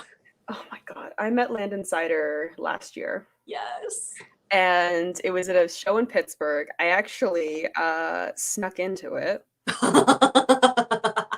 I paid for my ticket, so I didn't steal anything. I paid for my ticket, but it was technically a 21 and older event, and I was about 4 weeks shy of turning 21. So I got to be able to say I snuck into a 21 and older event. And I paid for my I had my ticket already paid for. I paid for my meet and greet and everything. They didn't even check anything. I just walked right in. I was there like a half an hour or so before the show started, and I was literally just getting water at the bar. They didn't check my ID or anything. They didn't even check my ticket. I could have just walked in. I could have just gotten there for free, and no one would have noticed. Holy shit! I didn't because I'm an honest person. Yes, when it comes to money. Yeah. So yeah, I snuck into a 21 older event to meet Landon Cider. What an iconic night for me. That's awesome. And I gushed all over him. I was just like, "Hi, I've been a fan of yours since you were on this BuzzFeed video of like women turning to drag kings. I didn't know drag kings existed at that point, and I want to try drag someday. And I think you're amazing, and I love your Enjoy the Silence performance from Nightgowns in LA. And I, literally just like, it just, I said." And then I've been following you since that BuzzFeed video, and I found out you got casted on Dragula. I lost my shit. And he's like, hey, me too. I'm like, we connected on something. Hell yeah! And then I love that. At one point, he says, I love meet and greets because then people tell me how amazing I am. He is so cocky, and I love that about him. That's such good energy. I love that. Oh my god, I was just, and then I asked him, like, I took a regular picture with him, and then I'm like, can we do like the Boulay brothers and try to do like, the claws? He had nails on, I didn't, so I was kind of like little stubby, like. Right. It's like the thing from Spider-Man Into the Spider-Verse. Have you seen that movie? When he's like, I've seen bits and pieces, but I haven't watched the whole thing. Have you seen the meme of it with like, yes. Like, that was me. Good. Honestly, that's me every time I do drag. I try to think of like Landon Cider's like shapes and stuff because he is the blueprint. Iconic. Show-stopping, spectacular. Not afraid to reference or to not reference. You don't eat it shit on the floor, give birth to it. All that. I need to memorize that. I need to memorize that entire thing. I feel like I'm gonna be using that from now on. It's so iconic. Like, I've grab a bag real quick with go for it in it. Just right over here, and I am back. I've also who else have I met? I've met Saint Lucia. I met Saint after she won Resurrection. Ooh. Amazing. I have a picture of me as Beetlejuice next to her in her ghost costume, which iconic. That's so awesome. If you've seen Resurrection. Who else have I met? I have met Madeline Hatter. And actually, one of the first drag queens I ever talked to was James Majesty and Meatball. Shit. And that was the second ever drag show I'd ever been to in my young gay life. Wow. I went to a Dragula show that was the second ever drag show I ever went to. The first drag show I ever went to, you know who the headliner was that night? Who? Nina Brown from season 9 of Drag Race. Holy fuck. My bar gets a lot of really famous people from drag. Like, I don't remember that. I don't really remember that Nina Brown show because it's kind of dragged into it. Yeah. But I remember that was the first one I'd ever been to. But then but the Dragula one was the one I remembered the most because I got into Dragula after that because of that show. I've never seen a live drag show. I've never done a live drag show.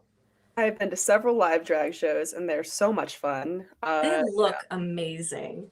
The energy is amazing. I mean, especially like with like performers, I'm sure that we will experience this once we step out into the outside world, right? And, get into this drag thing for real. Exactly. The drag queens are like parasites. They feed off the audience's energy. The more you give them, the more they'll give to you. Exactly. So, Meatball's performance that night was the one that stuck out to me the most because actually this one guy was basically the bitch for both of them in the audience. Like he was picked on the most by those two queens. So Meatball did, if you look it up, you can see it. It's wonderful. It's her McDonald's performance. Yeah. She had a McDonald's dress. She had a bag full of cheeseburgers with her. And if you know the song "Woman" by Kesha, I that's what think the song so. was. It's a great song. Look it up. It's absolutely. I jam out to it, even though I don't identify as a woman most of the time. It's such a good song. Any gender can enjoy it. Hell Um, yeah. but then she did. So she did "Woman" by Kesha, and remember that one viral video of that lady who was like, she does like excuse me, bitch. That Yeah. woman. She did audio from that and mixed Oh in with my Kesha, and she threw cheeseburgers into the audience. That's such a Um, power move. and then bit then bit into a cheeseburger, and then made out with one of the guys in the audience with the cheeseburger in her mouth. Holy shit.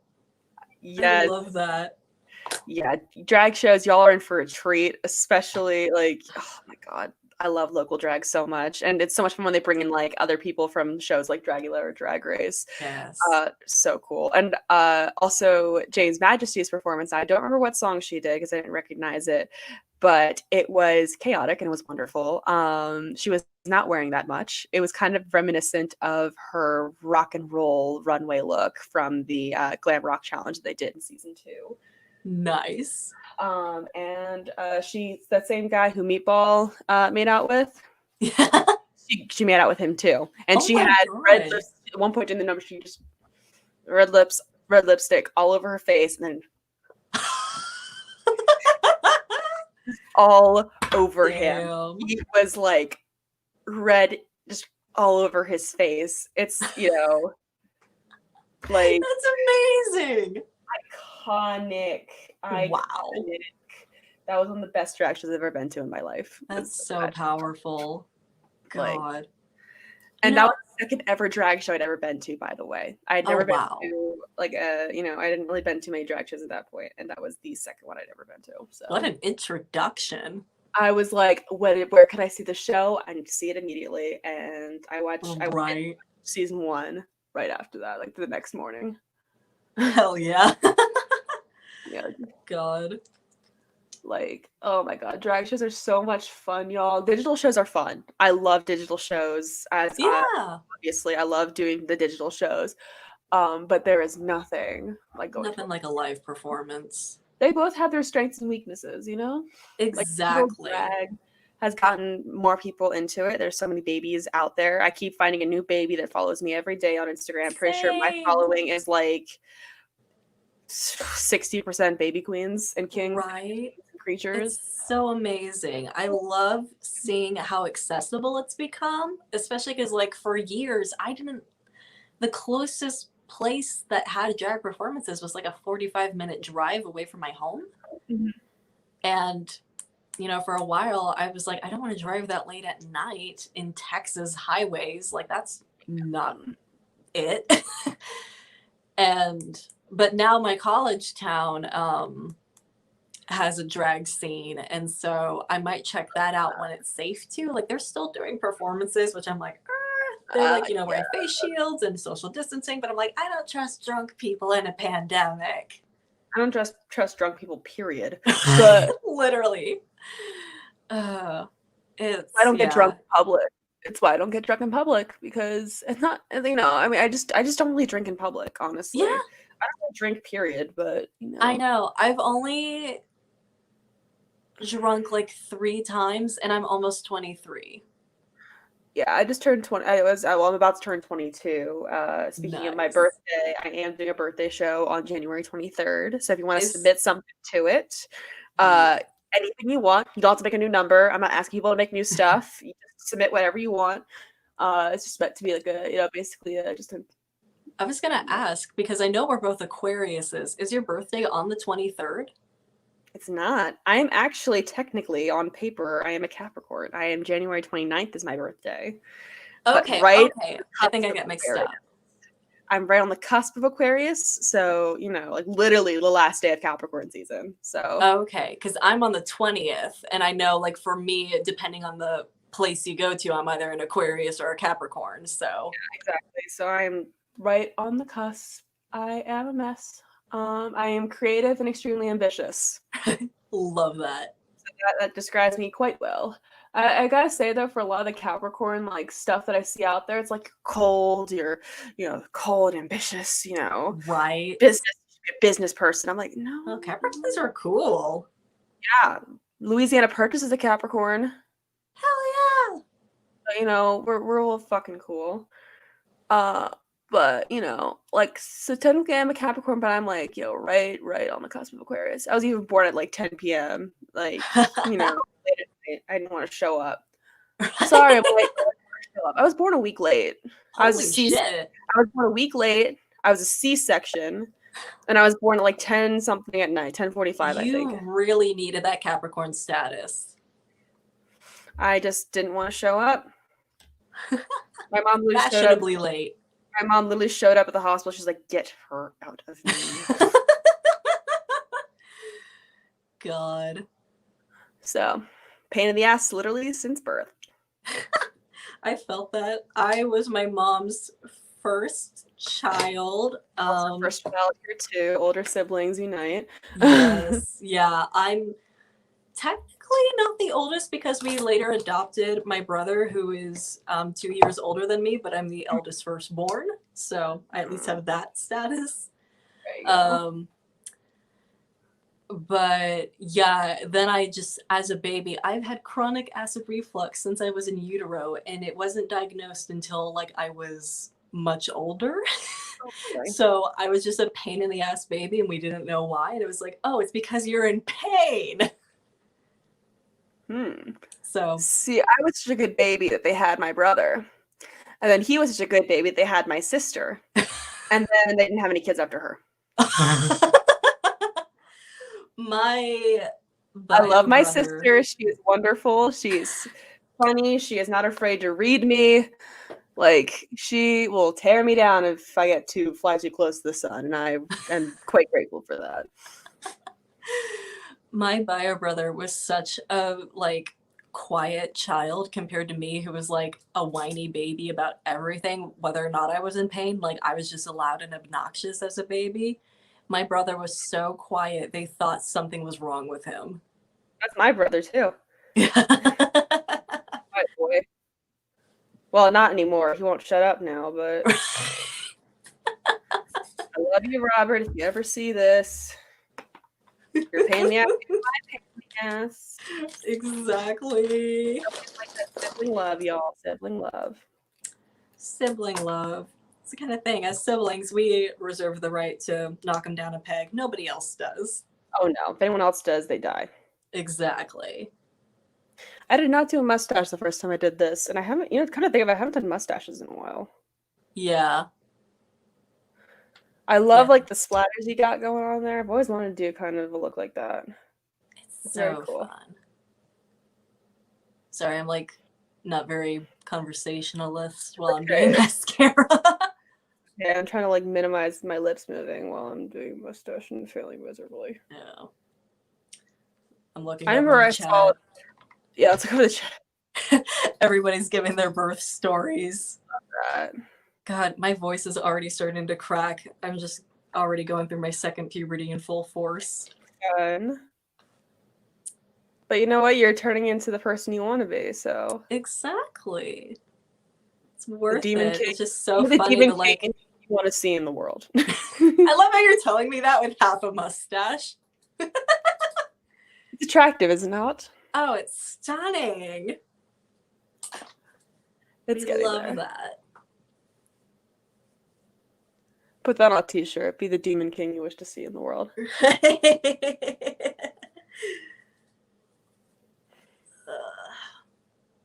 All right, how's that? Oh shit, hold on. My mustache is kind of like my eyebrows, you know?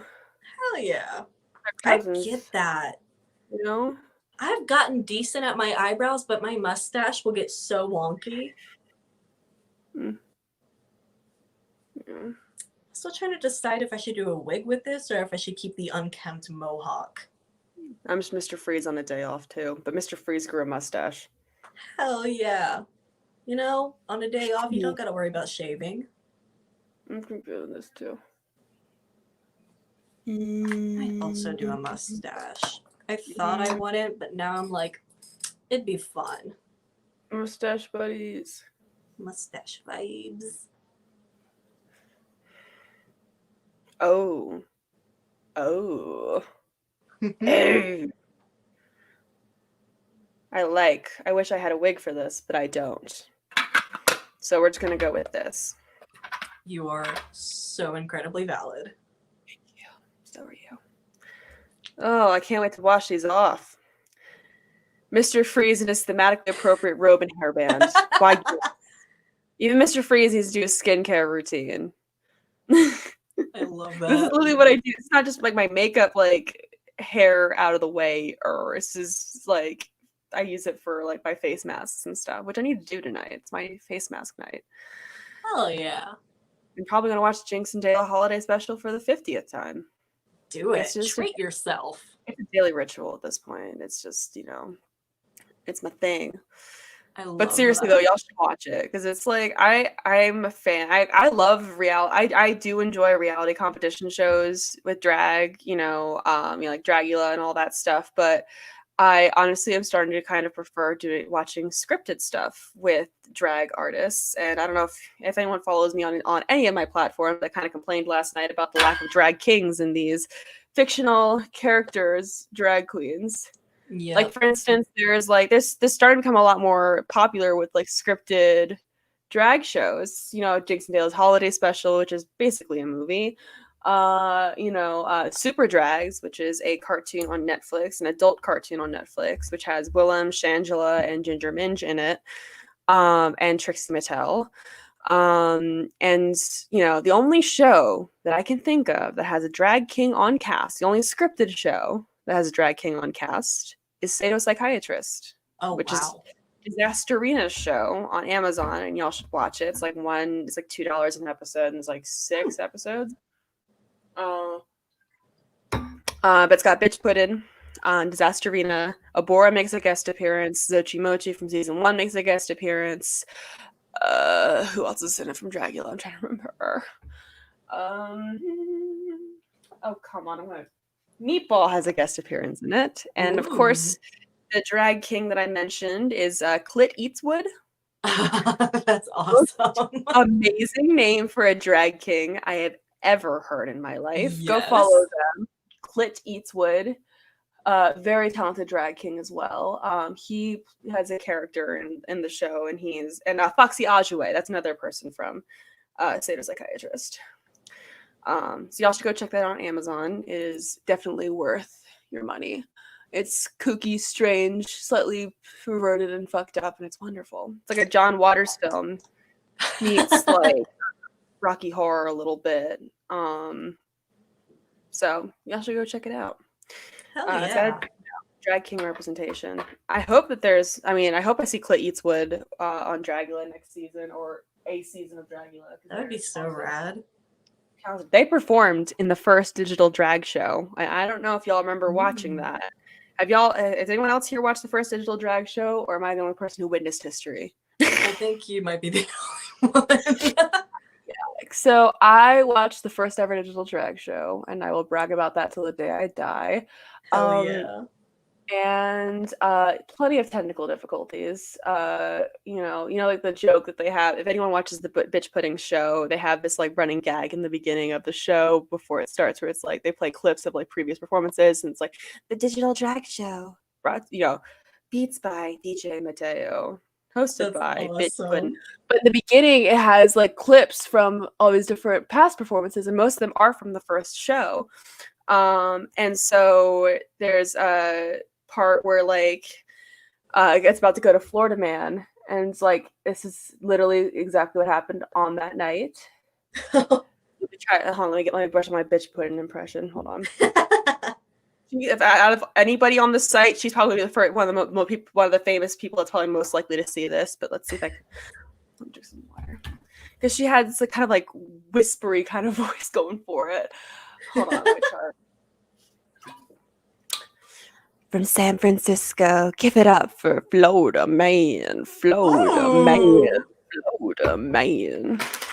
It's not that great. So, bitch, if you see this, I'm sorry. This is done out of love, and if I disrespected your name, I'm sorry. It's not intentional. But it's like it's one of my favorite things that's ever come out of the digital drag show was Florida Man. That's so good. Like every so often, Florida Man goes viral for something that she's done. You know, Lady Voldemort. That's what she did that night for her performance. She did "I Dreamed a Dream" as her performance as Lady Voldemort. Just thought Oh, I y'all should know love that. that. You can watch the first ever digital drag show on Bitch Pudding's Patreon for as little as $3 a month. See, I'm even doing free advertising. I'm gonna have to check that out. Yeah, I'm subscribed to her Patreon. I haven't rewatched the first digital drag show yet, but I want to. But it was iconic. And Clint Eastwood had this sort of like found footage nightmare kind of performance, and I lived for it. That's the point I was trying to make there. That's so awesome. I fucked up on the white eyeliner. Oh no. It's fine. It's fine. This is fine. It's fine. I'm fine. Everything's fine. I'm not taking pictures of this. So take a good look at it while it lasts, people, because this is coming off as soon as I turn off the camera. This is not worthy of being on the Instagram, especially after that high with that angel look that I've been posting every day. Like, God. I know, it's so good. I have never really felt my oats as much as I felt my oats in that, in that look. I love that for you. Thank you. I just posted everywhere now. I filmed I think 13 TikToks with it. Oh, so yeah. You follow me on TikTok at Jimmy Diamond Drag King, same as my Instagram handle. You will see all of my angel look as different, different audios. So divine. Pun intended. Thank you. I appreciate that. I love that you're teasing your hair out. You got the ears on. Like, I loved it. It's like I'd get my comb to do it, but I don't know where it is. It's like, fuck it, hands. Goblin realness. Real goblin hours. Non-binary goblin realness, stealing all the genders. Me. Your genders, hand them over. I'm just gonna put that down for another iconic moment by myself, but I'm just gonna go through all my streams and just find some of my best moments and just I got to be my own biggest cheerleader, because if I'm not going to make a funny moments compilation, no one else is going to. Right? How else am I going to get famous? I felt that. Honestly, that's like the peak of fame, is someone making a funny moments compilation of you. Or fan cams. Don't make me a fan cam. I'm not doing that for myself. That's just too much work. But instead, I will watch hours of my own streams and make a funny moments compilation. But I will not do one that is a fan video. No, thank you. That's actually for someone who's more of a fan of me than I am. Relatable. Thanks. Oh my god. Eyeliner is really fucking hard to put on, especially because this is basically like paint. This is the NYX the NYX white eyeliner. Fuck. There you go. That's how you do it. Oh, look at me. That stuff is nice. Shit. There you go. See, I can do beauty videos. We know what we're doing. I mean, all you have to do, just paint your face and come up with a witty catchphrase. Hey, sisters. And oh God. Insert Jeffree Star joke here. Right. Sorry, more specifically, insert Jeffree Star as a piece of shit joke here. Yeah.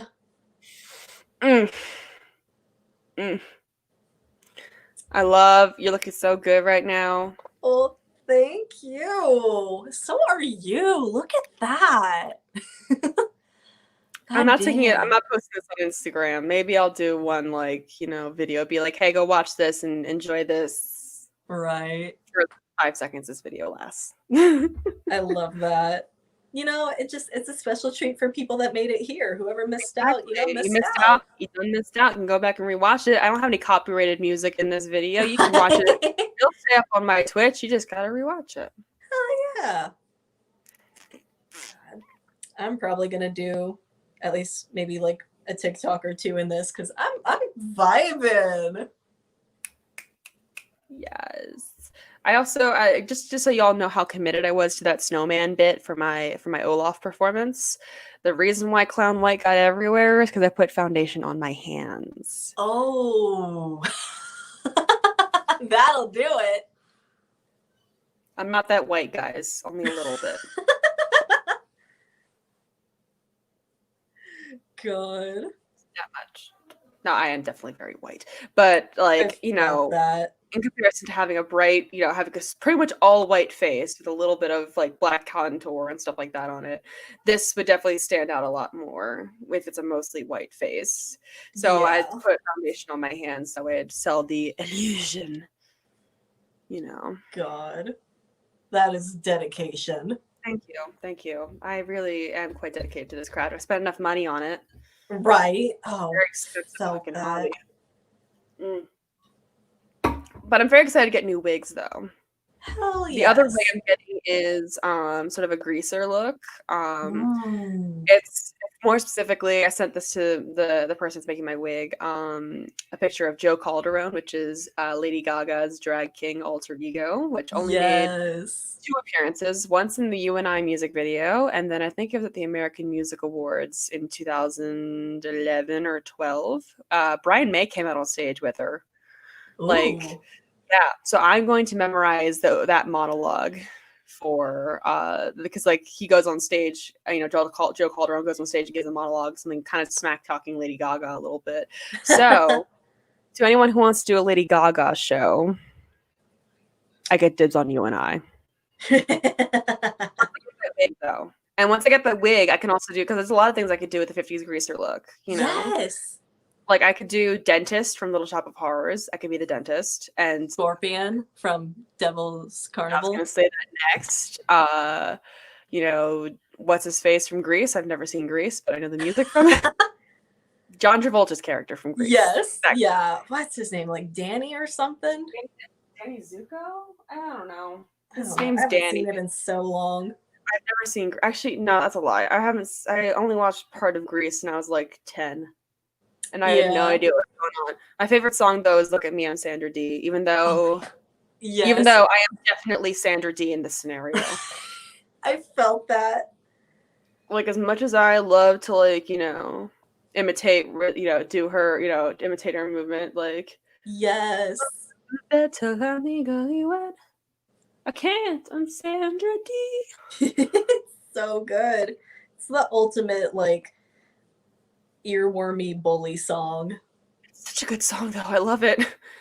Maybe someday I'll do a Queen look and do "Look at Me, I'm Sandra Dee," even though I am definitely Sandra Dee in real life. Right. Don't go to bed till I'm legally wed. I'm Sandra Dee. Oh my god. I found blue lipstick, and I have like 2 tubes of blue lipstick. This is actually matte lipstick. It's gonna take forever to get off. I just realized that. It's okay. I'm probably gonna be stained blue for a little while, so whatever. Make it worth it. Fashion. For the art.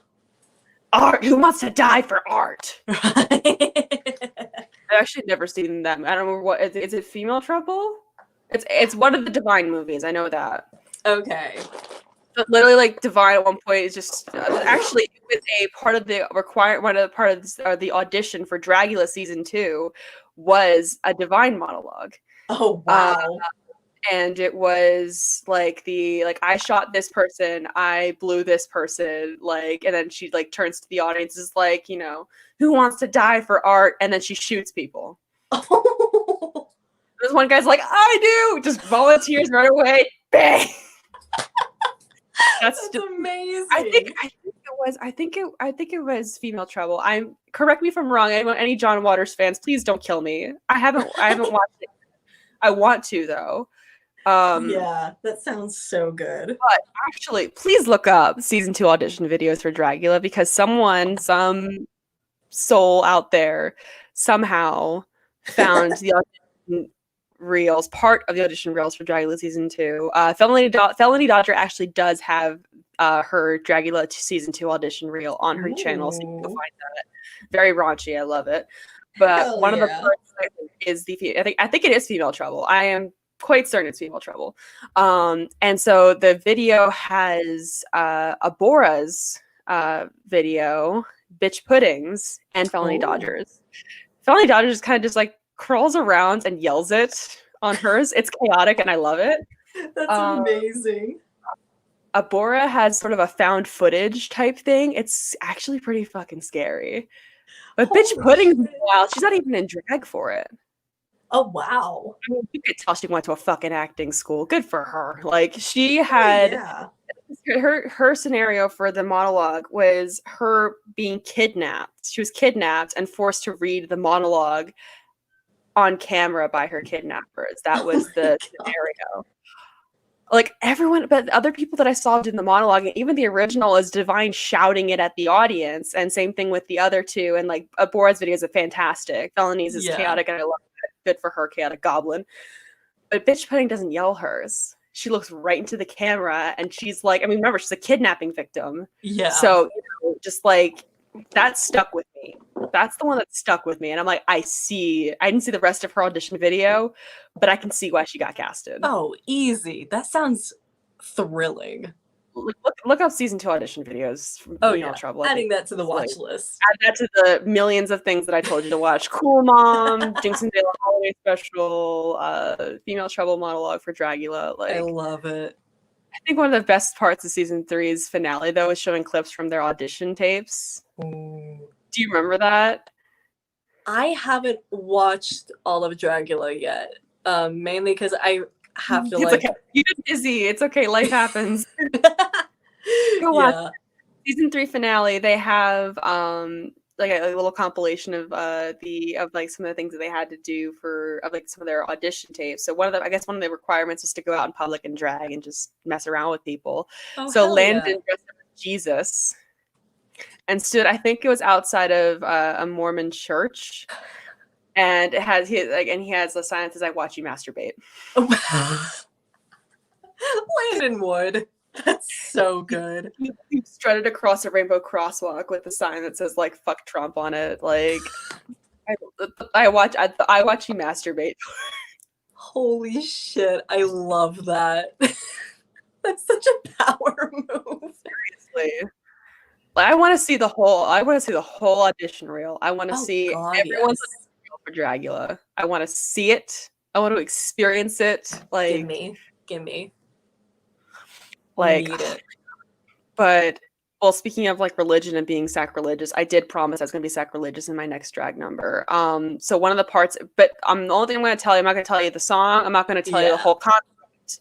But I'm going to tell you some things that are going to happen, like are going to appear. So the things that I've made. There's got to be an air of mystery. Of course. So I'm doing a televangelist parody video.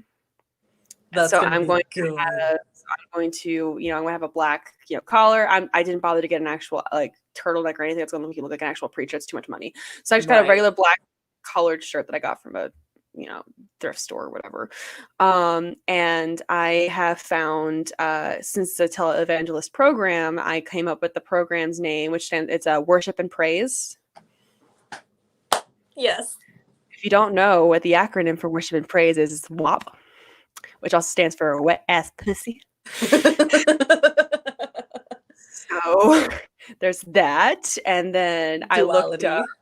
I looked up unintentionally sexual church signs. And I'm going to have at the bottom, the scrolling thing at the bottom of the screen, when you're watching like a program or something, it's nice, it's like a quote or whatever. Yeah. It's going to have things like the most powerful position is on your knees. That is an actual sign from an actual church. Yes. I think my personal favorite, though, is forgiveness is swallowing when you want to spit. Oh my God. These are on actual church signs, guys. Just look up unintentionally sexual church signs and you will find all of them. I found 5 and made graphics for each of them. The funniest thing to me is like no one took the time to think, would a teenager laugh at this? Just like, no, look it up. Would a heathen laugh at this? Look it up. It's a legit thing, and everyone else needs to experience it like I have. Right. Everyone needs at least one adolescent on their board to make sure they know what they're putting on their signs.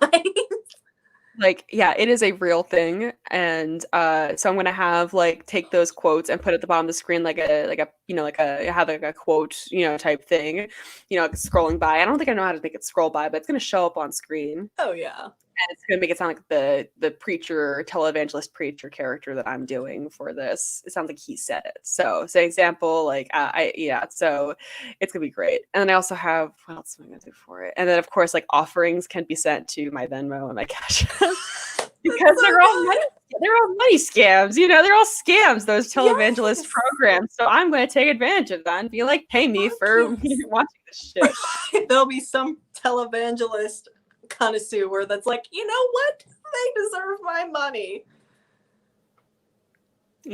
Pray for your sins type thing. Except for family ones. God, that's so good. So that's Lucky Pierre is freaking out in the chat over the things you brought up. It is a real thing that is going to appear in my video. Just you wait, guys. I straight up got an iron for my green screen because it's so fucking wrinkled at this point. I spent almost $40 on a fucking iron so I could do the green screen effect of me on of being like a church or something.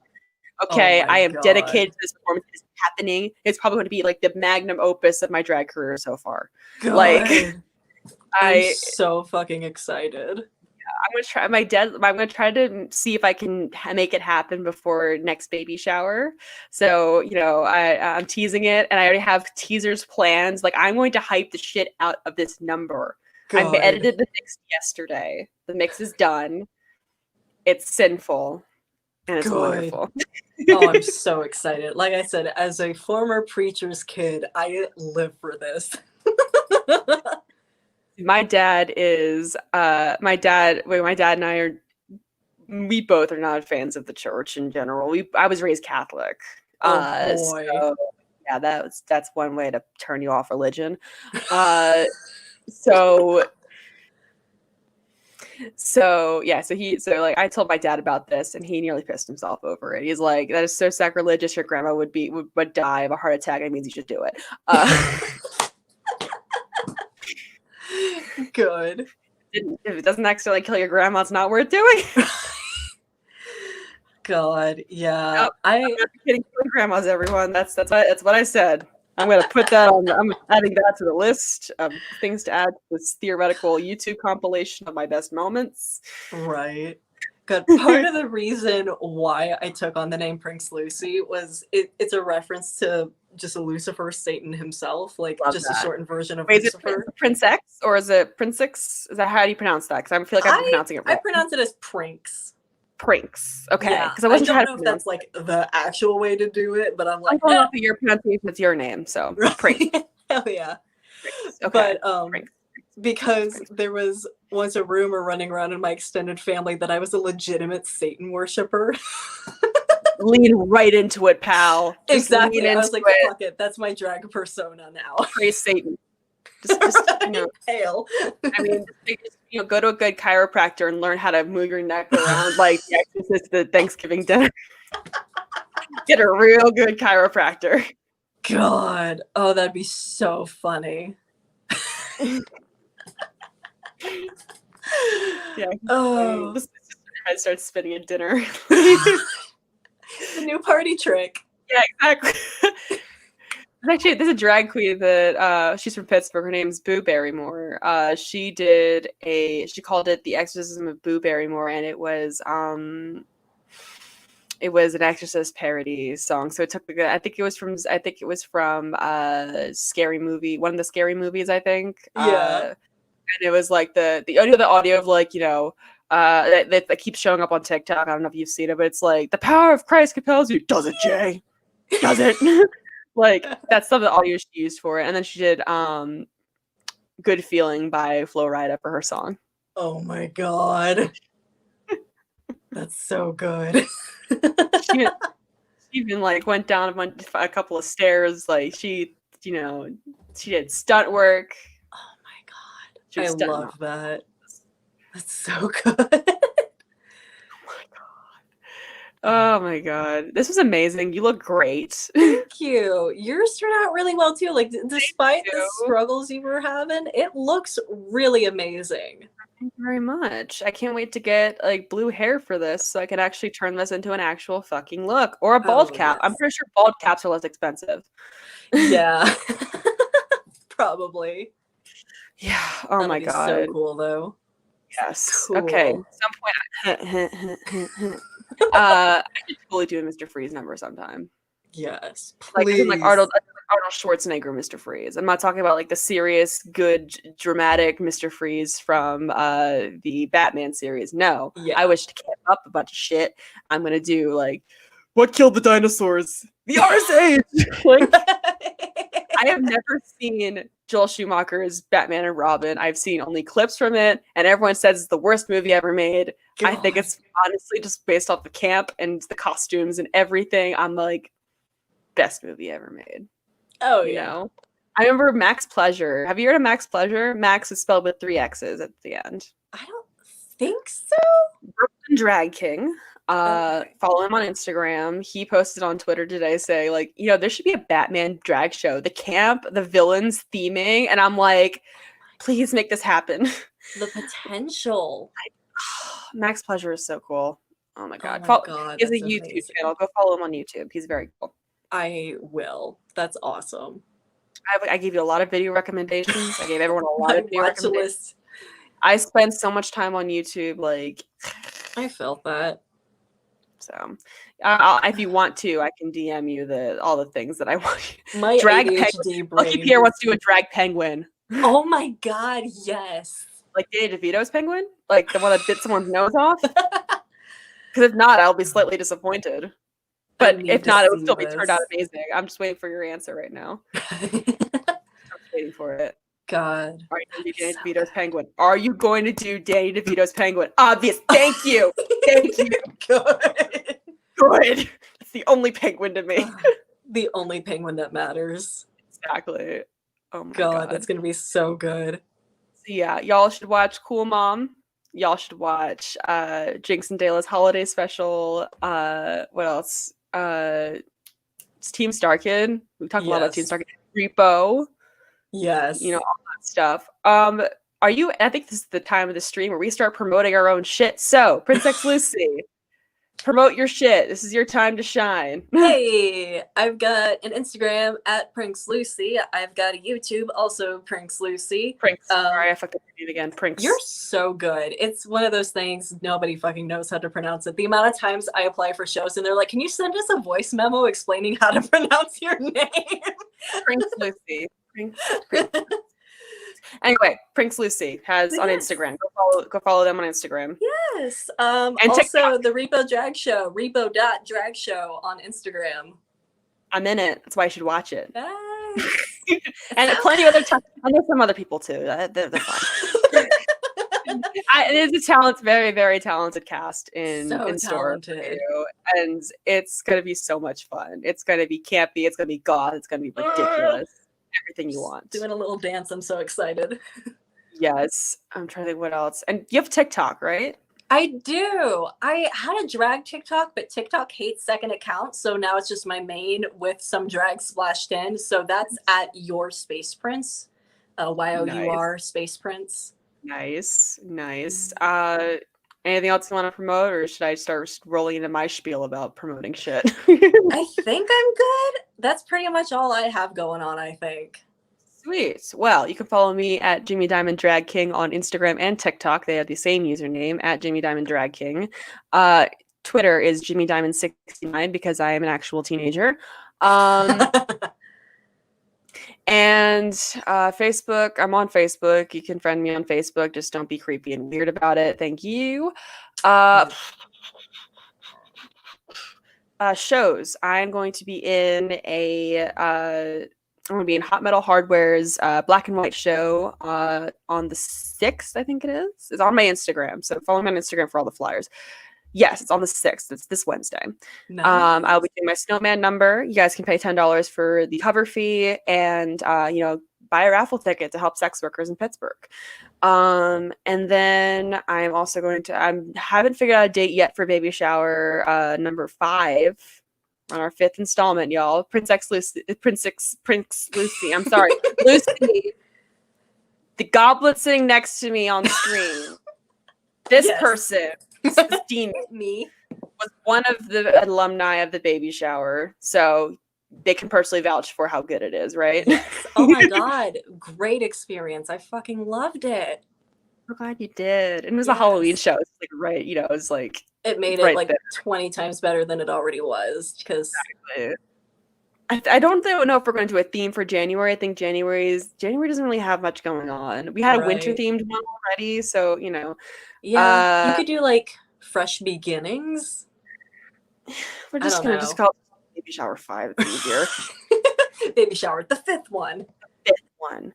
But I think we're gonna do a maybe for February we might do like a Valentine's Day / Singles Awareness Day themed show. That'd be good.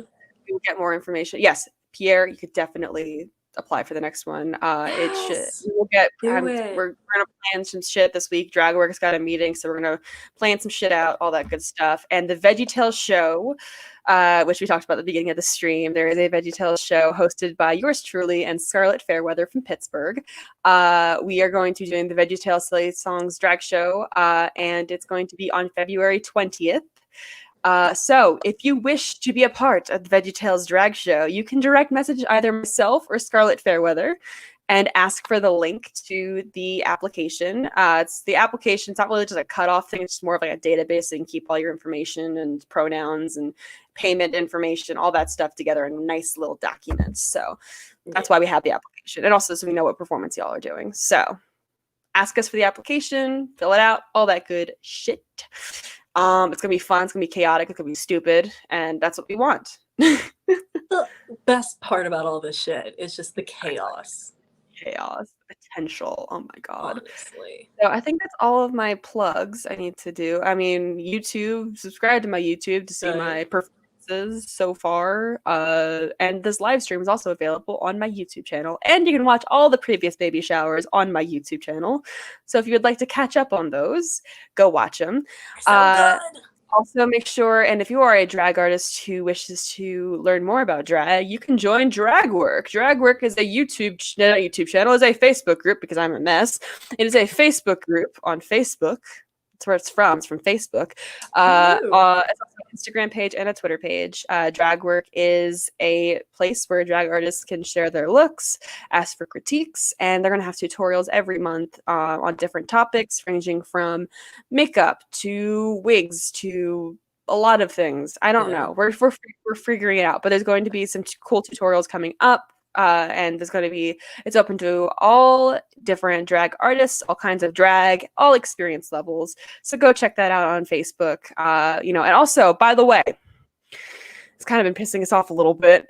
If you're going to try to join Dragwork, fill out the fucking questions.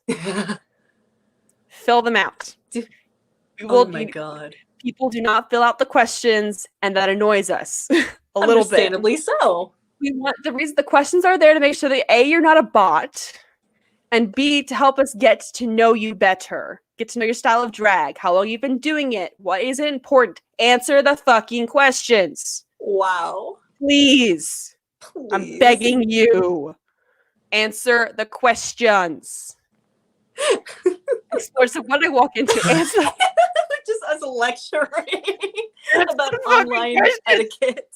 We're talking about Dragwork, which is a online resource for drag artists to, share tips and their looks and promote their shows and stuff. And there's tutorials that are going to be once a month, so you can learn how to do wigs, learn how to do makeup, learn how to get booked, learn how to edit, all of that good stuff. So that's why I'm getting peeved about people not answering the questions. So answer the goddamn questions, please.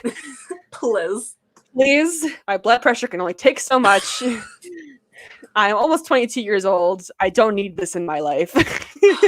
Felt that. Like me interacting in any kind of group project, like I'm gonna have gray hair before I'm 25. Exactly. Well, I'm already starting to get some white hairs from this fucking foundation I got going on here.